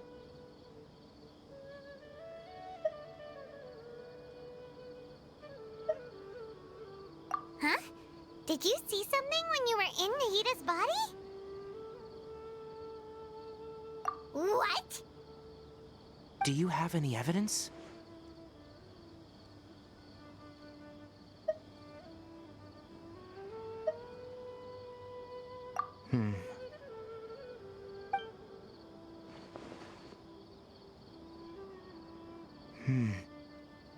So that's what happened. That explains why Hypatia's symptoms were different from those of the other scholars who went mad. It's because she made contact with the consciousness of a new god who is still in the process of being born. Tainari, did you leave the Avidia Forest because of Hypatia? I did. I noticed Hypatia's mental anomalies, but since her symptoms were rather atypical, I secretly took her to Pardis Di and began searching for a way to return her to her normal self. If I didn't take action, Hypatia would have already been taken by the Matra to the desert, doomed to a life of exile at Aru village. Now that you mention it, I knew the Academia has never thought particularly highly of Lesser Lord Kusanali, but I still didn't expect them to do something as arrogant as creating a new god. Looks like I made the right decision by not accepting their invitation.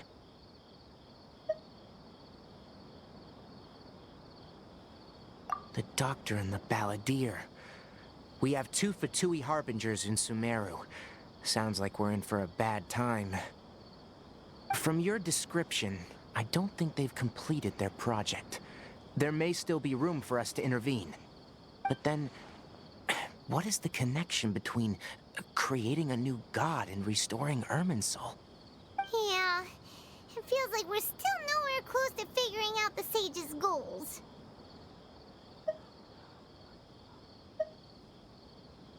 Right, we've pretty much gone over everything we need to know, so we should head out. How about you, Tighnari? What are you going to do? I'll stay here for now. I still want to try a few more things to help Hypatia. If you're planning to go into the desert, start by heading for Caravan Ribat. That'll be your fastest route. Come find me here if there's anything else I can do to help. May the spirit of wisdom go with you. Thanks, Tighnari. Hopefully Hypatia will feel better soon. We're off then.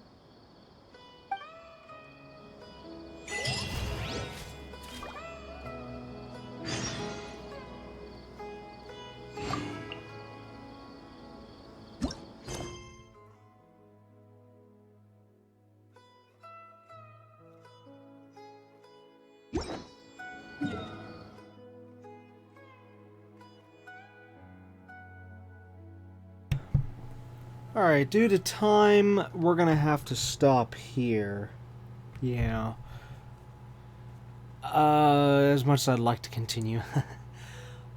But, this is interesting that we're starting to go to the desert already. I thought there was going to be more in the jungle version of Sumeru before we headed to the desert. But then again, probably the reason why we're already now heading to the desert is because maybe everything else that has to do with the jungle version of Sumeru probably was all behind the, with the oh god, I've forgotten their names. The little critters that we dealt with that, you know, went all across the jungle version of Sumeru. I'm assuming that's probably where you get all the, you know, jungle content, so to speak. Because, yeah, we were everywhere with the little critters. So, Aranara. I think that's it. Yeah, Aranara. Just popped back into my head there. So, looks like, I guess from this point onwards, it's going to be the desert. So, wow. We're moving along. Which is good, because, I mean, you know, the sooner we can complete all of Sumeru, the main storyline anyways, the better. Because we have a lot to catch up on. We have to, of course, go through the entire desert, all 3 parts of it. And then, after that, like I said before, I would like to work on the side content that is tied to the reputation stuff for Sumeru, so I can try to get the reputation up as fast as possible. Even though it's not going to be that many points, but still, hey, every little point helps, counts. And then after that, then if we still have time for the season, I would like to go back and work on a bunch of side quests from all the previous areas and such. But I don't know how far we'll get with that. Because again, I don't even know how long this is all going to take. But yeah, that's what we're looking at right now.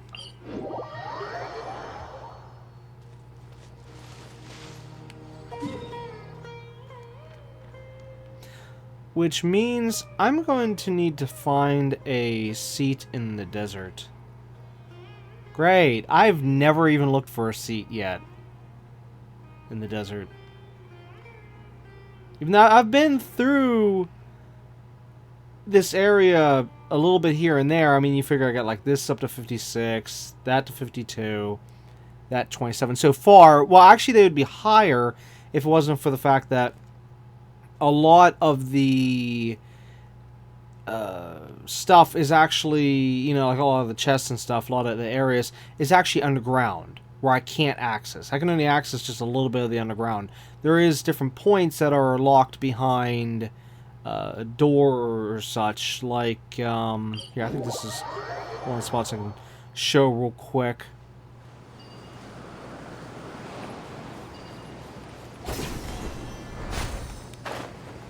Whoops, I went the wrong way.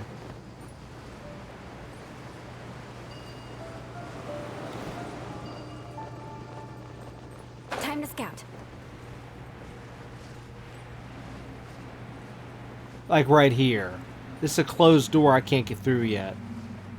Not till we advance the story. And this is blocking a massive part of the map. Well, I mean, not just that door. I mean, like, there's a massive amount of underground content here, and I just can't access it because, well, I don't have access to the underground yet. I mean, you can even see right here, like, I can't even see the underground of that area yet. I can only see in just a few select spots.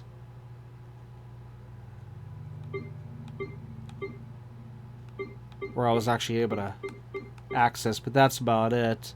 Let's see, there was there, and I think there was one more. Oh, wait, was it? I think I saw it.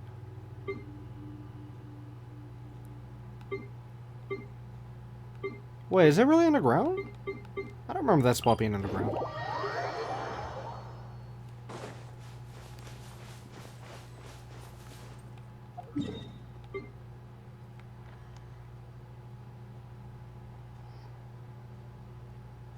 There's stairs.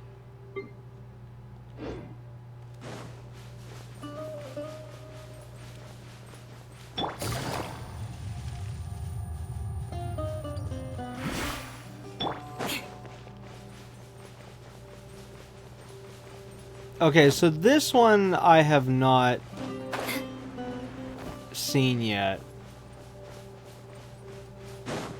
Somehow it's shown on the map, though.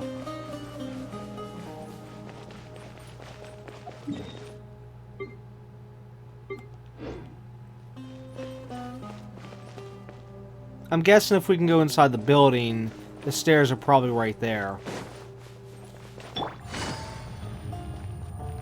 But yet another locked door. So yeah, so I can't even go down there. But yeah, I like I said, I didn't even know this. But actually, this is nice that now know that that door will open up at some point. Yeah.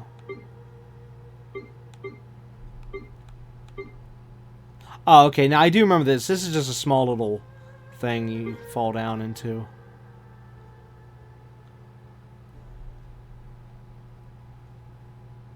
This is blocked off, so I can't even investigate this area.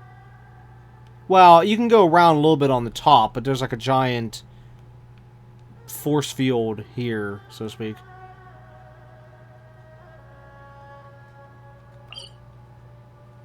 Oh.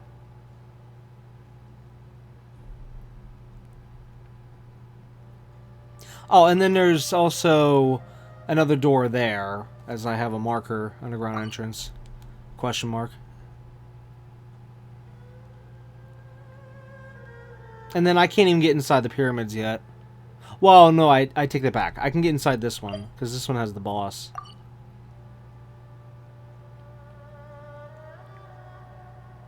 But yeah, anyways, like I said, yeah, there's a lot that's underground, but I can't access it just yet. Same thing would apply here, except for the fact that here I can actually access the underground over in this area, but I don't know why it's not shown on the map. No, I can't. I can't. Wait. What about this? No, there's part right here.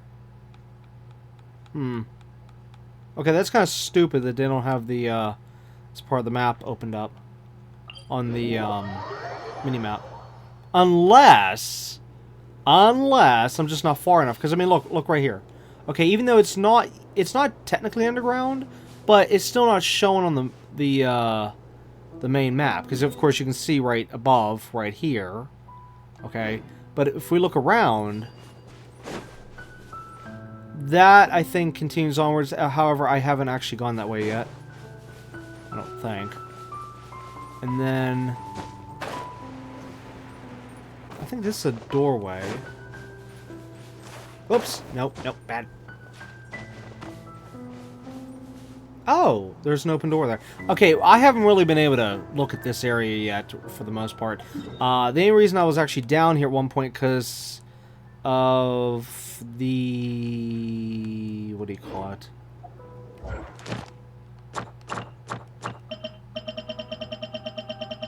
Give me a second, I gotta try and find it. I don't even remember. Oh, wait, I think I saw it. I just saw it. There. This thing. This creature here. This thing actually has a spawn down here somewhere. I can't remember where exactly. But, yeah, using the guide, or whatever you want to call it, the book, was what led me down here. And then, of course, I activated the waypoint while I was down here. Actually, you know what, I think... Wait, is this the mark? No, that's not the marker. The beast itself is actually... You want to learn some Favonia's blade work? Oh no, I just triggered that guy. I'll teach you. Oh yes, I'll teach you all right. Mark my words. Oh. Well, that was weird. He normally always gets triggered every time I use that spawn. Odd.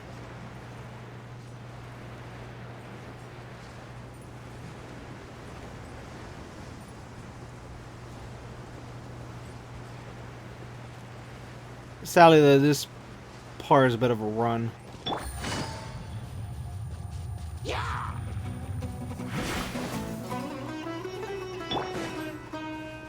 And then the beast I was referring to should be right down there.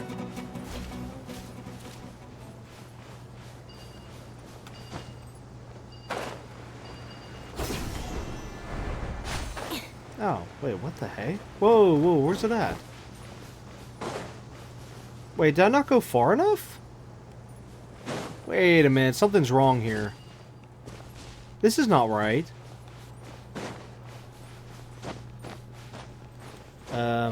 Houston, we have a problem. Actually, here, it should lock on to the nearest one, which is right next to me. I hope. Yes, there it is. Okay.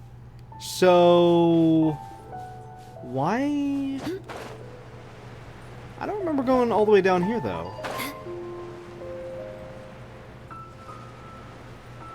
Oh, because you got to go back up. Okay. Because I remember it was up higher than everything down... Yeah, so there's the beast. Right there. Well, that's what it's called.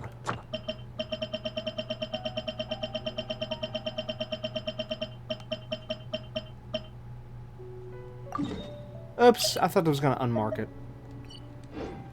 Whoops. No, I didn't mean to... Oh, okay, I guess it's time.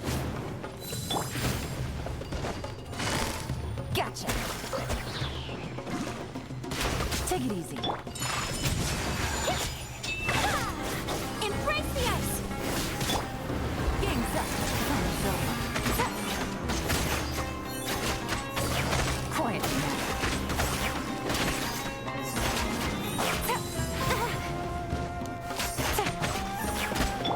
Take flight!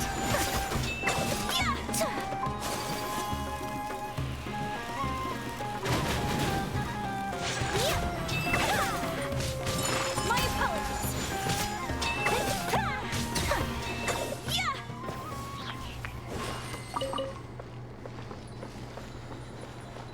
I remember whenever I had upped the world level and my characters were still like level 80 and stuff, that those birds. Those. Well, actually, no, not just birds. It was also giant scorpions as well.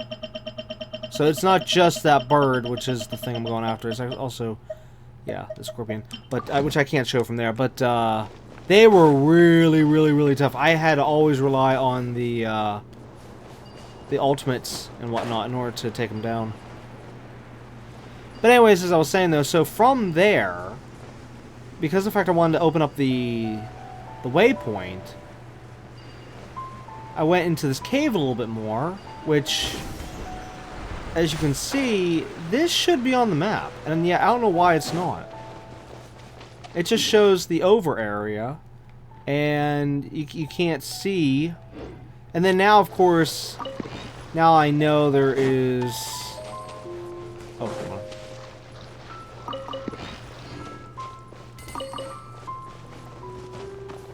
Now I know there's an area over here, the door, and there's going to be an enemy right here, and I'm going to try to avoid it, and still triggered. Oh, look at this. Yeah, I can't work with this stuff yet. Again, haven't gone far enough into the story. But that's an elevator. I'm guessing it... Oh, it's going to go down. Yeah. I think. It doesn't look like that's... Yeah, it's going to go down. Oh, maybe whenever I go down, maybe it'll trigger on the map for me. Ooh.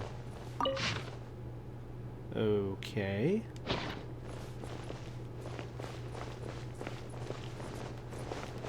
Okay, since I went in here, did it trigger? No. Yeah, I guess, like I said, I guess we gotta go down the elevator to trigger it. Maybe. Who knows? I don't know. We'll find out eventually. This season. Yeah, I should say that. We'll find out this season eventually. And wait, why is this thing re-triggered again? Oh, wait, what? No. Do that. Same thing with this. Go off. Okay, there we go. Alright, but anyways, like I was saying though before, yeah, I'm gonna have to find a seat somewhere in the desert. As for right now, I have my main seat, which I use all the time anymore, which is right here.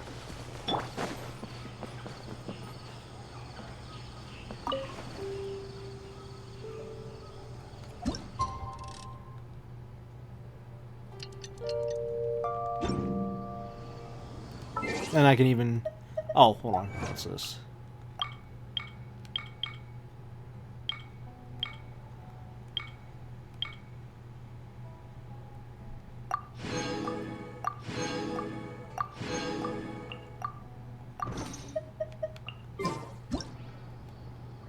But then, when, like I was saying, then we can just do that to hide the HUD. Well, anyways... Alright, that's going to be it for episode 5 of season 8. We'll, of course, be back next time with episode 6, where we will, of course, continue the main Sumeru story with... Well, we're still on Chapter 3, Act 3 at the moment, but I want to say we're getting close to finishing up Act 3. I don't know. I mean, well, for all I know, we could only be halfway. I don't know. I'll have to maybe look that up. But either way, at least we're making progress. I mean, you figure so far we've gone through Act 1, Act 2, now Act 3. So, and well, did we? Well, no, we started Act 1 last season, but either way, we've still made tons of progress. So progress, and more progress. And more progress on the way. That's what I should say. Yeah. But anyways, either way, like I said, look forward to more of the story and more Genshin Impact in next episode. But anyways, again, it's going to be it for this episode. So until next time, keep on gaming.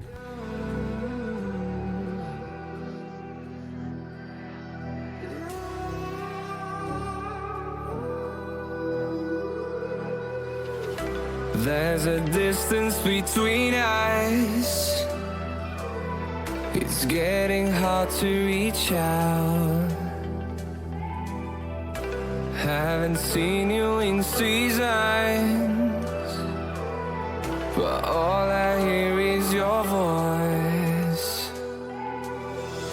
I know my limits. You can break me down. time, but I'll stay till the finish line. And I've been counting minutes for quite some time now, just to see you again.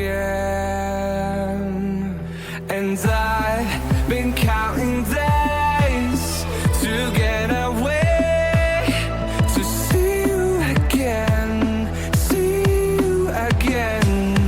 Been fighting ways to get away, to see you again, see you again.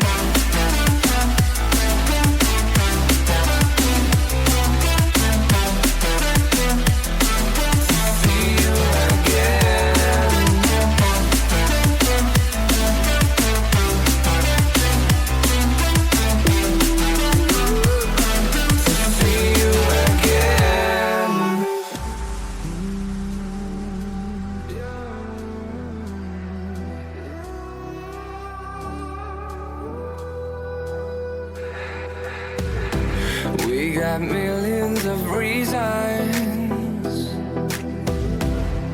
to let it all go. Hope we're not too broken.